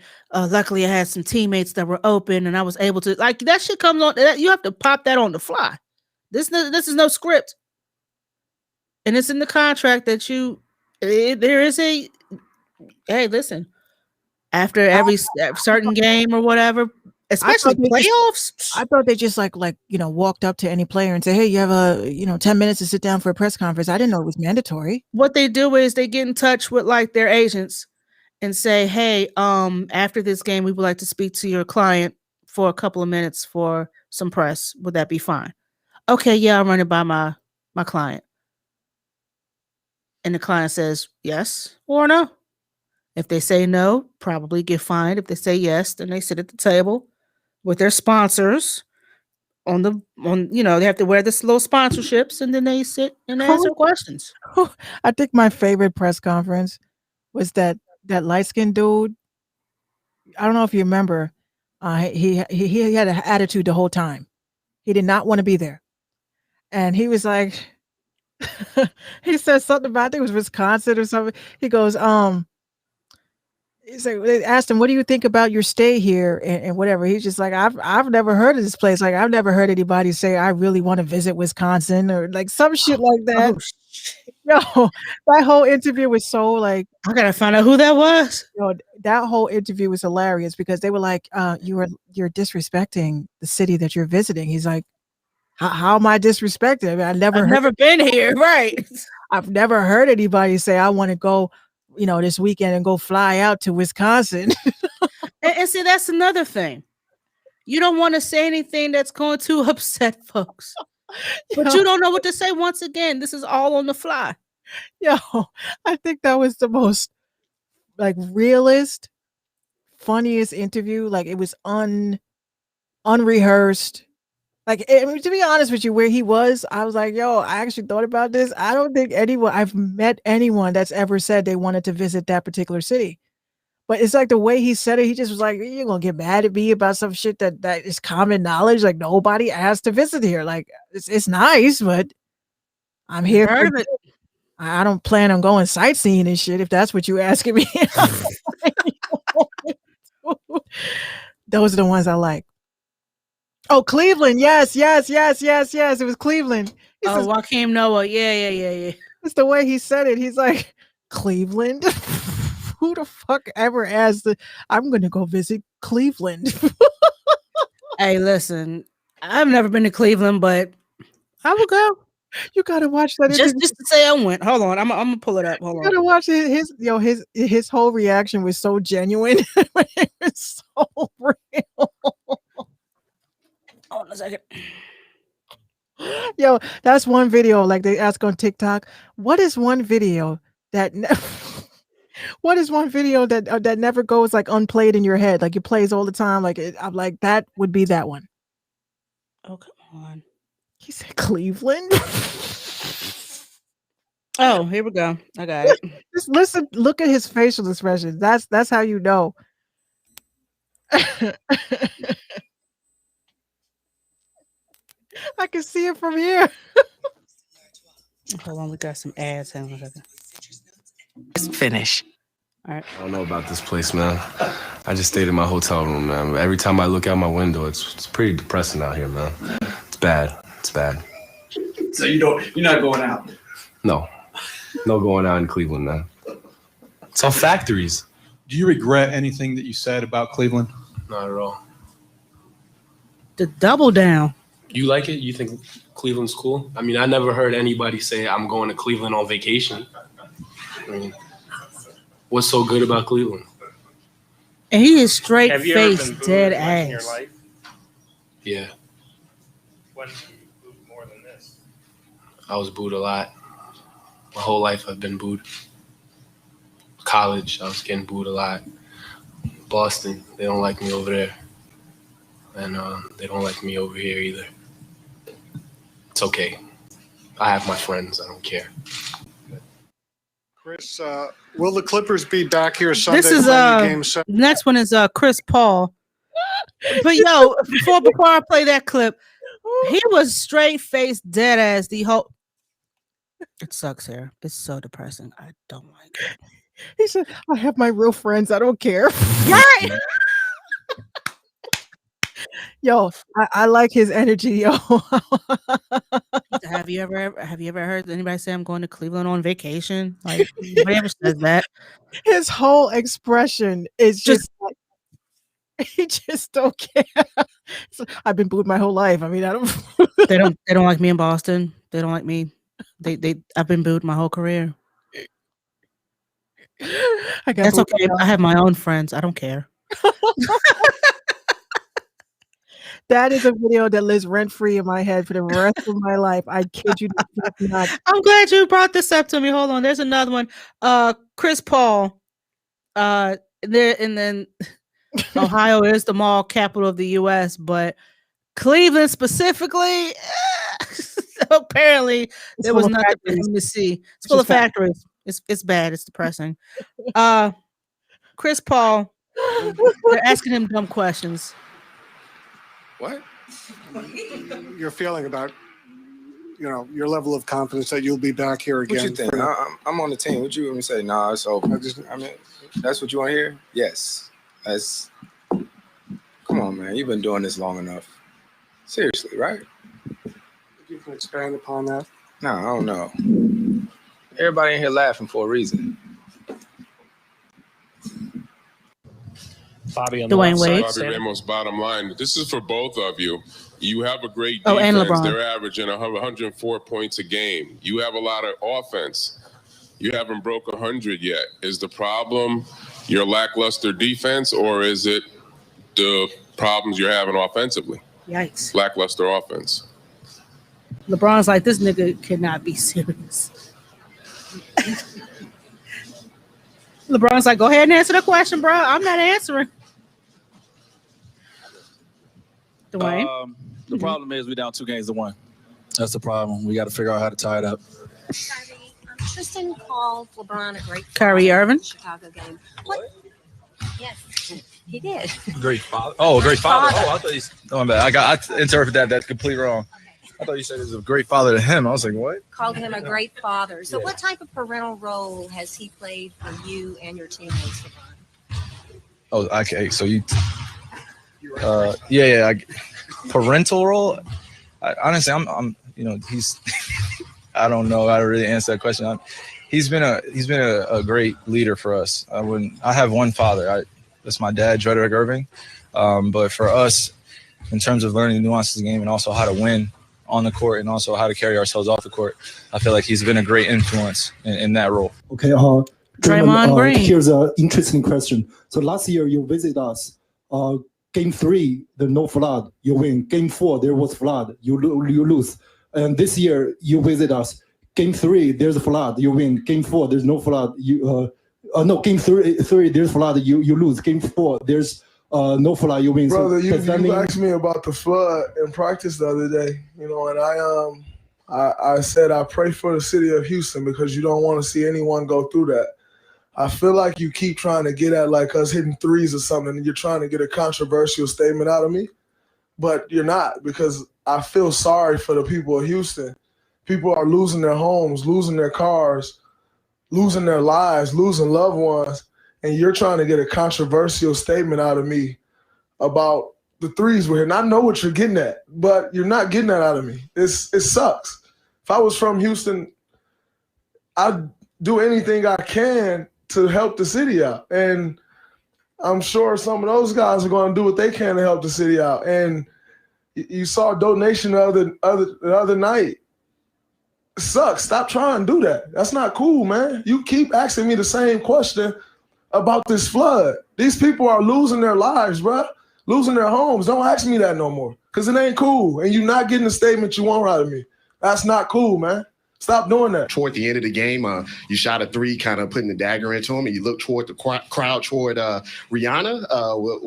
Was that on purpose? This is or do you Steph remember Curry that? and Kevin Durant. I don't even remember that. Well, just to let you know, social media is buzzing about it. Yes. Don't get in that trap. Yeah, I don't get in that. Exactly. Yeah, that's all it is. It's a trap.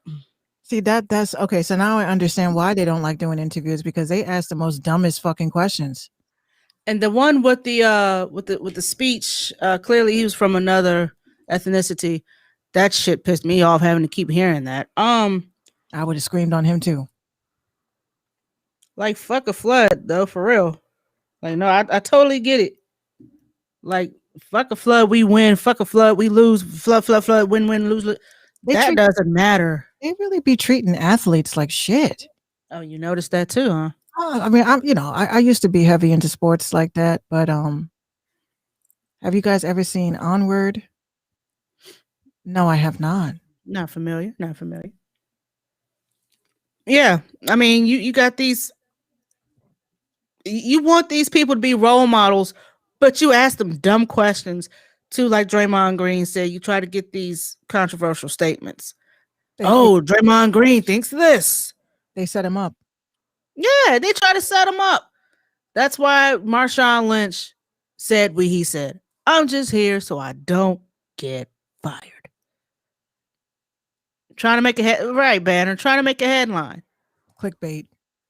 Also, recently, Stephen A. Smith was on the Don Lemon show, addressing the fact that LeBron would not specify whether he was going to get vaccinated or not. And he kind of sort of called LeBron out. Now, my whole thing is, again, like you said, it's between you, your doctor, and your higher power that you believe in.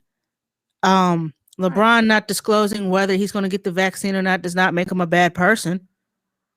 At the same time, Stephen A. Smith was like, yo, he's got his mouth into everything else. How come he's not using his platform to try to encourage people to get the vaccine? Maybe LeBron doesn't believe in the vaccine. Maybe, I mean, he's got his reasons. LeBron is an athlete. He is not a doctor. Right. Like, you look to these people like they're such role models, like they are the end all be all. Like, oh my gosh, LeBron said it, so I got to go do it. No.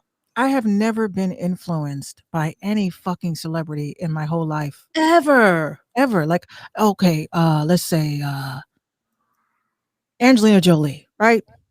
Did a dope story about her on my TikTok, guys. You guys should check it out. That's like Angelina Jolie, getting some work done somewhere, and then I go and I try to do the same shit. I just can't be influenced by these people, y'all. Like I just don't understand why other people are. Like people try to say to me when I keep pointing out things about celebrities, it's not because of I'm shocked about what celebrities are doing. It's I'm trying to let people know that, yo, these are your faves that are using their platforms to push a narrative about AI technology and all this crazy shit, and you don't see it. Like Mhm. I put up a video the other day about how any rapper now can just type in a verse, and Kanye West has already licensed his voice, and so has Jay-Z. So you have all these rappers licensing their voice, where you could type a freestyle, and then you could tell them that you could tell people that they featured on your record. Wow. I can't believe someone would really go through that type of the deceivery and foolery and fuckery. Yeah, I heard some dude. I can't afford the feature, but I can get his voice on here. Dude said, "I'm gonna use Kanye as a producer tag." Oh boy. I said, "Yeah, once Y'all just want to get sued. Like y'all just they can't be sued. They licensed their voice. Oh no. They So they licensed will get their voice. paid either way. Yeah, they're getting paid either way. So when you have celebrities that are licensing their voices, they are licensing their images, they are licensing their VR joint. You know what I'm saying? We don't know what's real no more, which is why a lot of people like we know on TikTok are getting mad because you got the same watermelon dude. He just pops up. Like, where the hell did he come from? They have a lot of fake live videos. I showed today. And it's like the same watermelon, the same jug of milk. Yeah, I showed today. Yeah, there's a dude on TikTok, and basically what he does is he puts powder all over himself and some goggles, and then he puts rubber bands around a watermelon, and he does this shit. And then you're like, oh, that's pretty cool. And you keep scrolling, and then you realize the next video you see is the same guy. And I'm like, why is this popping up again? It's a different account. And you go 10 accounts down, there's another video. What makes it fucked up is that people are tipping. So they're tipping the streams, but it's not live. It's a pre-recorded joint. And I showed today on TikTok how they are doing it. That showed today. People, 46 likes right now. People like, oh my God, so that's how they're doing it? Of course. I could take a live stream from anybody and stream it live and make money off of those tips. That's exactly what they're doing. Michael Jackson, you got some dudes that are dressed like Michael Jackson that are dancing, and you find 10 live streams that are on the same feed. Mm-hmm. I noticed that. Yeah, this is all this is. Everything is fake, y'all. I keep telling you everything is fake. And y'all make sure that you guys are Patreon members, because when I go live to grow an industry plant. Yeah, this is funny. Rel the Remedy on TikTok says the Power Rangers were really just a group of teenagers skipping school to jump people. Where is the lie? Goes father. Hey, I got faith in you enough.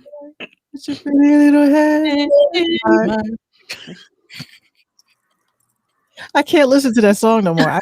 and not laugh. Yes, those Mighty Morphin Power Rangers. Yes, those sons of bitches. But who wore the same colors to school every single day and nobody noticed. Oh yeah, and white folks, y'all need to be careful because y'all are doing these little fashion statements.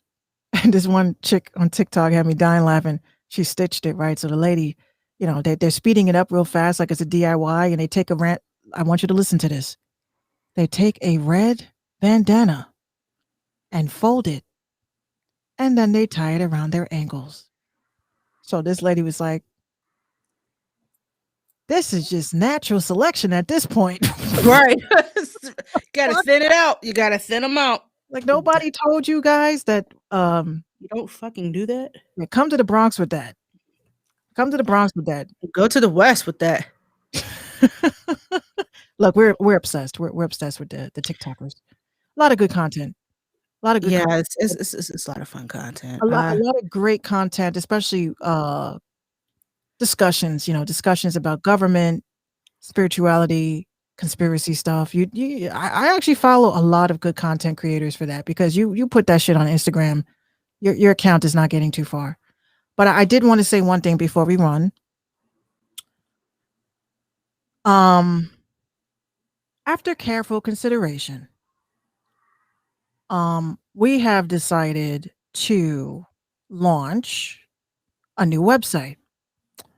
Again, some of you guys were around at the time, maybe some of you guys weren't, but my team and I have been working endlessly for the past year, exposing a scam that was going on with your favorite rappers, telling you that they wanted to put you on their mixtape, and DMing you and telling you that, yo, I checked out your last couple of tracks. I really like what I'm hearing.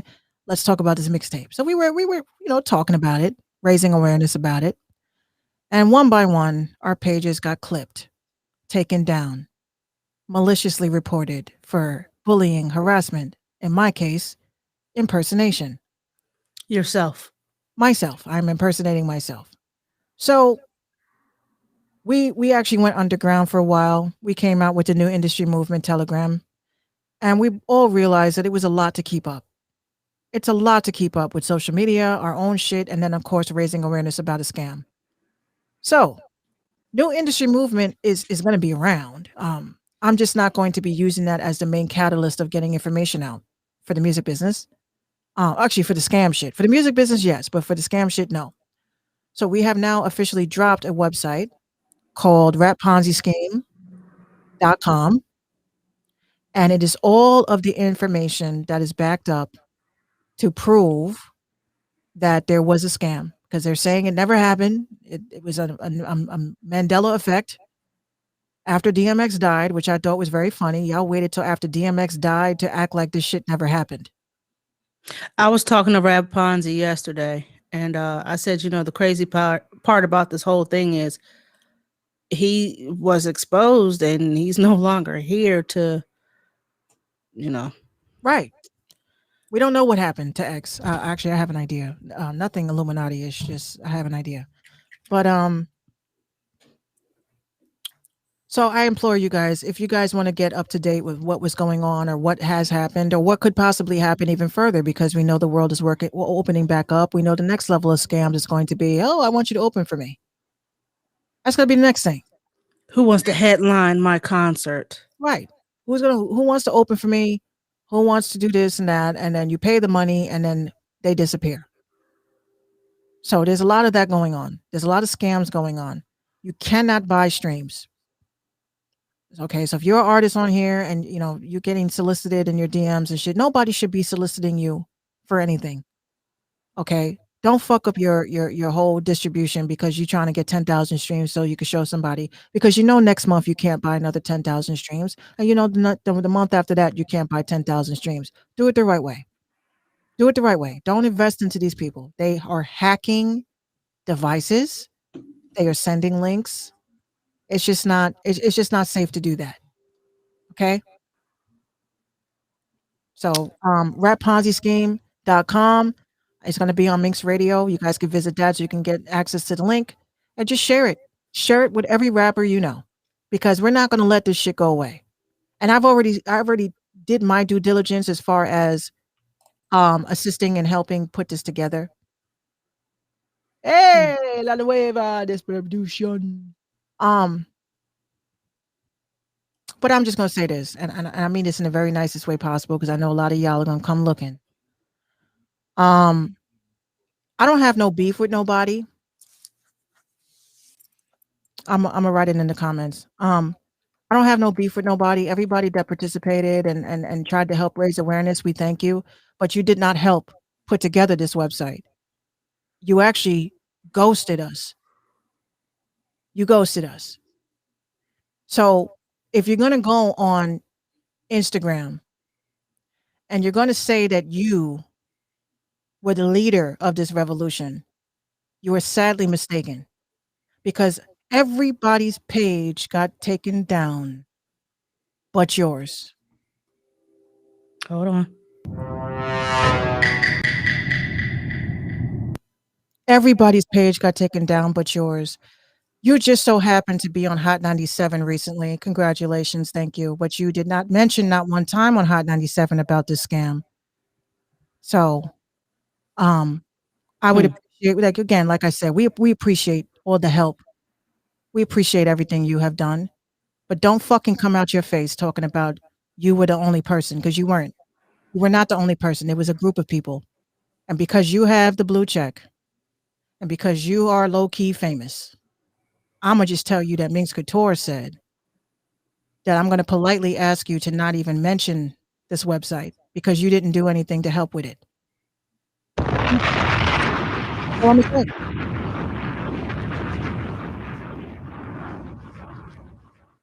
Oh, the website is rapponzischeme.com on my dime from my business and my team. So all you people out here trying to act like you did something, you were silent for months. We've still kept talking. And you're not right. You're not right. And you're acting like you're the king. I'm the God. I'm the God. All right. So let's just get that out the way because I already know people are already buzzing and already talking. And when people look and they see the big picture, we're going to ask you, what the fuck did you do to help make this website happen? Because I saw that you had some music videos that came out. I saw that you had some new songs that came out. I saw that you also invested into marketing. You did not invest into anything with this. You were useful, but now you're not. So don't even mention the shit. And everybody that is in this circle, they know who I'm talking about. I don't name drop. If I have to, I'll do it in a verse. If I have to, I'll drop a diss track. And you don't want those problems because I'm the nicest lyricist ever to grace this planet. Okay? I hope that it makes sense. Because you don't want it. You think you're J. Cole? I think I'm Minx. Fatality.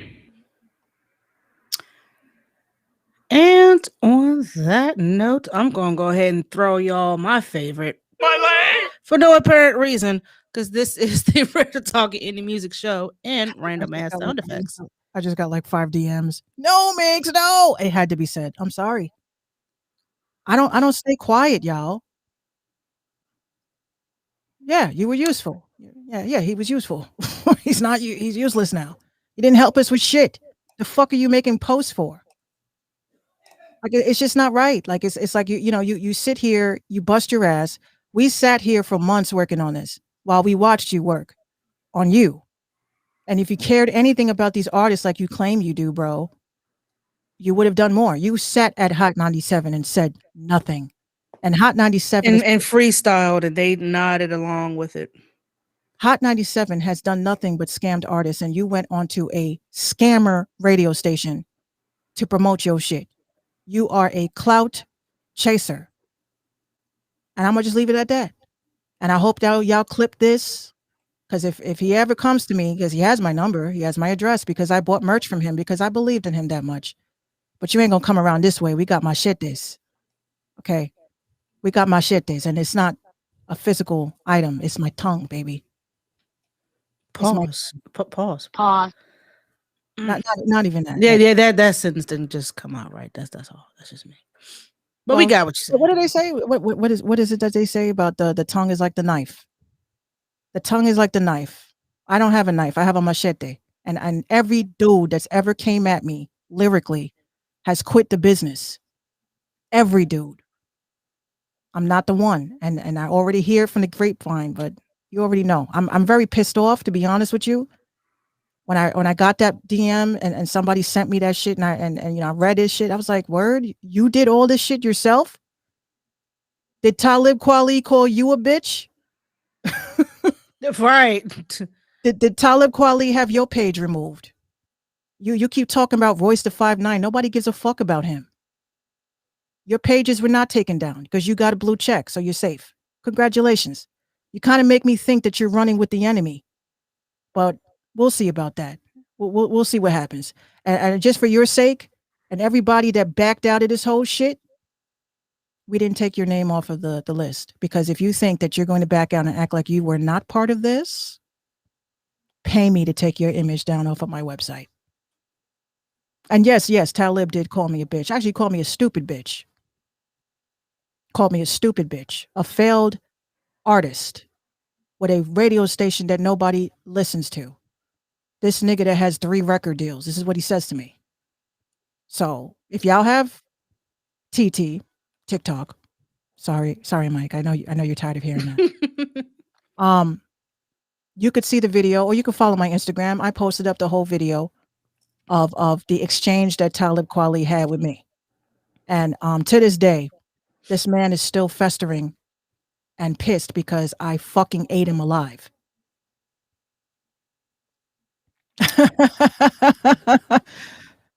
Yeah, TikTok is that's where all my content is. But when it comes to Talib Kweli, he's a piece of shit. He's a piece of shit. And if I ever see him in life, I don't know what I would do. I don't even think I would acknowledge his existence. He does not exist to anybody, not even the industry. Oh, that wasn't too nice. He's a nasty man. I'm telling you, he is a nasty man. And a lot of people don't know half of the shit that he has done to women. You don't know what he's done to women. He shelved an artist. Said to women. He shelved an artist. Shelving means you sign someone and then you put them on the side until their contract runs out. Absolutely no intent of pushing them. He shelved a female artist of his because he tried to have sexual advances towards her and she denied him. So she lost her whole fucking rap career because of this dude. So that is a man that does not belong. And I don't respect him. And I will never, ever, ever look at him as a celebrity again. If anything, when we're both in hell, I will have the nicest seat. We'll do it live. Okay. We'll do it live. Fuck it. Do it live. I'll write it and we'll do it live. Oh, goodness gracious. No, I love that soundbite. That's dope. Mike, you can't, because if you're signed to a deal, the deal is for exclusivity. You can't release any music outside of that deal until that deal is run down. That's why a lot of artists that are signed now, they're what I call tax write-offs. Because if a company already knows that you're going to fail, they're going to invest a lot of money because they're going to get it back in the end. And look at Cash Money. They signed like a shitload of artists who you've never seen drop a single album. They're tax write-off artists. So he was doing his own little Baby was doing his own little GoFundMe because he owed Wayne about $2 million. So he signed a bunch of artists, shelved them, got the money back. Yeah, paid Wayne. It's a business investment, right? So if I invest, let's say $10,000 into something and it flops, I could write that off. It's a loss. That's why I keep telling people it's the music business. It's not music fun time. It's not music we're all talented. It is music business that is covered under the legalities of business. So artists, you are business. And once you understand that, you should have known that when you knew you qualified for a PPP loan. Because you are a business. If you don't have an EIN number, if you don't have an LLC, then you are fucked. Okay? You are a business. I don't give a fuck what anyone says. You could be the best singer alive. You're a business. So a lot of artists that fail, it's not because they weren't talented. It's because they are a failed business. They didn't have their business right. So yikes. That's what Talib Kweli. I got 3 record deals. That's nothing to gloat about. That means that 3 companies did not trust their investment with you. So they were hoping for those recoupable funds, which is why he then had to create a Patreon, because he knows no one's buying his album. So the 3 record deals he has, you act like you got a record deal. Why would I want that? That is an investment that someone is hoping to make interest off of my image and likeness. Please explain to me how that is so amazing. It's not. So wake up and smell the coffee. Everything is not about record deals. It's not about getting signed. It's not about that shit. You could get your own shit. You're an artist, EIN number. It's free. Now your artist, now Little Trash Can has a social security number for their business. Now Little Trash Can can go and build his credit. Now Little Trash Can can go to the bank and say, hi, for the last 6 months, I've been establishing my credit and I need a $10,000 loan because I want to do an East Coast tour. Here's my proposal. And this is what I'm going to need for airfare. This is what I'm going to need for bus. This is what I'm going to need for my hotel stays. This is what I'm going to need for this, and that. This is going to be my day-to-day manager. This is going to be my road manager. This is going to be my outfit that I'm going to be wearing from this particular store. And you know what the bank is going to say? How are we going to make that back? From the show revenue, merch sales, You're hitting them with a proposal. Yeah, itemization. And then after all of that, what does the bank say? We'll give you $25,000. That's all we can do, right? What do you need a record deal for? You just sign one with yourself. Just sign one with yourself. Like, people don't get it. Like, they really don't get it. Like, y'all see what the fuck is on television, and then you got little podcasters like me that try to wake you up, and you just call us haters. I love you guys enough to tell you the fly in the wall shit that I'm not supposed to tell you. And with that said, please. Here is your second. Please tune into the Mink Show podcast Friday nights at 10. Shameless plug. Shameless plug. Yeah. So I'm an Aries. I'm an Aries, y'all. Aries. Oh, he thought. Wait. Oh, he's an Aquarius. He says mind of an Aquarius. Oh, well. I see what you mean. The age of information. Yes, I got you. Yeah. He says, "Boo. Hey, I'm the leader of the Zodiac." Oh, that's. Hold on. I got you, Mr. Ramirez. Hold on a second. Hold on. Oh, this man. Thanks. Hold on. I got you. Hang on a second. Hell no, to the no, no, no. Hell to the no, hell to the no, to the no, no, no. Hell no, no. You thought. He said Aquarius let you believe that. You're right. The leader of the Zodiac. Oh, all right. Aries is first, though. I'm just saying. So, ladies and gentlemen, this is your second here, nigga. Damn. Award because you did not ask for it. And yet I'm giving it to you anyway. Because, you know, why not? I mean, just look at it. Yeah. Mink Show Podcast, minxradio.com. Be sure you tune in for past current episodes and upcoming episodes as well. Hit that merch tab, get you some Minx Mafia merch, what we like to call mama. And then when you buy a piece of merch, you want to show it off that you show that you rock with us, Minx Radio, RTIM Show, Mink Show Podcast, and a slew of other stuff that we got going on. You can follow us on our social medias. I'm sorry if the type is a little small. I will be fixing that tomorrow. Minx is at Brewhall Bars on IG, TikTok, and Twitter. And I'm at 759_434 on IG. The underscore is underscore on on Twitter. I want to change that so bad, but I don't. And I'm not. But anyway, 759-434 on TikTok. Y'all write me up. I got some content. I ain't doing a little twerking or nothing, but yeah. And real quick, if you guys look at the screen over at here is the website. It's a little zoomed in and shit, but this is the website for the rapponzischeme.com. It's all detailed information. Everything is here. Oh, look, my little boo-boo. Where is he? There we go, little trash can. Trash can. So this is all of the that face. Information that has been archived for the past year regarding this scam. Every DM, every text message, every financial and it's still going on. Like, that's the thing about it. It is still going on. It's still going on. So, definitely y'all check it out. And all are welcome. You don't have to sign up for anything. You don't have to sign into anything. All you just have to do is just watch and, just watch the shit. That's it. Just watch the shit. Let's just watch the shit. That's Just look at it. Just look at it. Just take a gander. Facts. If y'all would like to donate to the RTIM show, we would much appreciate it. All proceeds go back to the radio station, making sure we be able to give y'all some decent ass content. There's your little tag right here. We like the kind of jingles. We like the kind of folds. Crypto, I guess, too. I guess you would hand over the Minx for that one because I know nothing about it. Oh, yeah. I should make a RTIM crypto page to send cryptocurrency. Send us your Dogecoin. Dodge to the moon. Whatever the fuck that means. Yeah, artists, send your music. Submissions at minxradio.com. We just need one track, one or two. We don't need a whole life story. It's just whatever platform that you use. Make sure it's CD quality at least.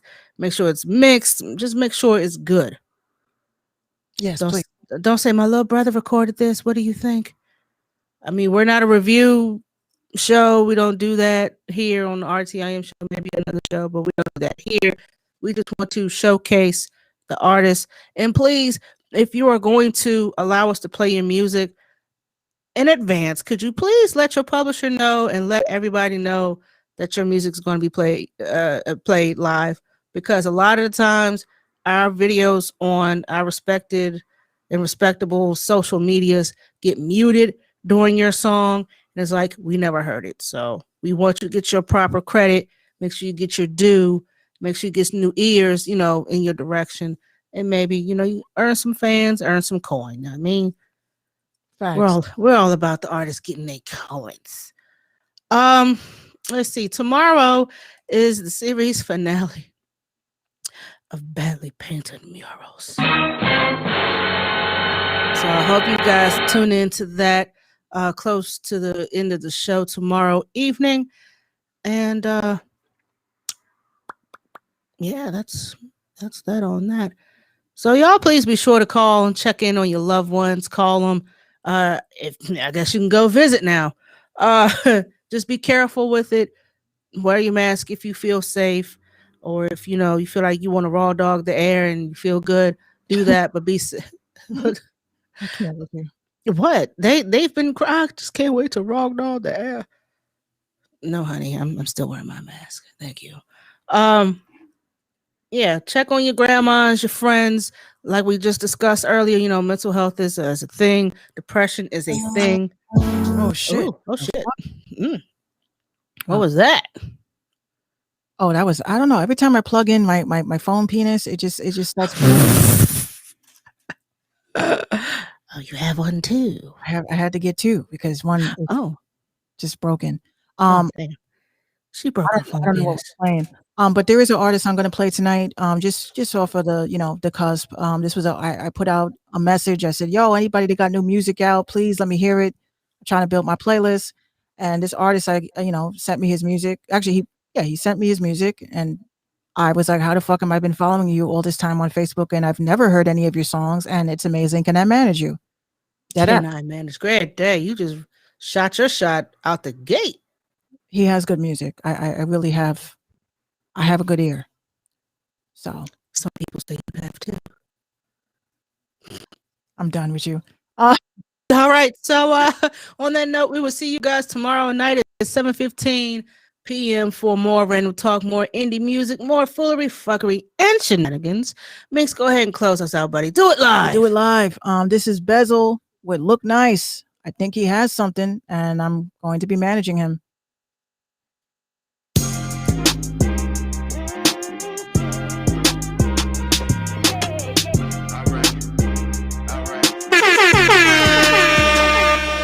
In my city, do the shuffle, get this money, nigga. I might look nice, but don't be acting funny with real street nigga, ain't no frontin' with real street nigga, ain't no frontin' with In my city, do the shuffle, get this money, nigga. I might look nice, but don't be acting funny with real street nigga, ain't no frontin' with real street nigga, ain't no frontin' with Paparazzi catch me on the strip, then I'll be fucked up.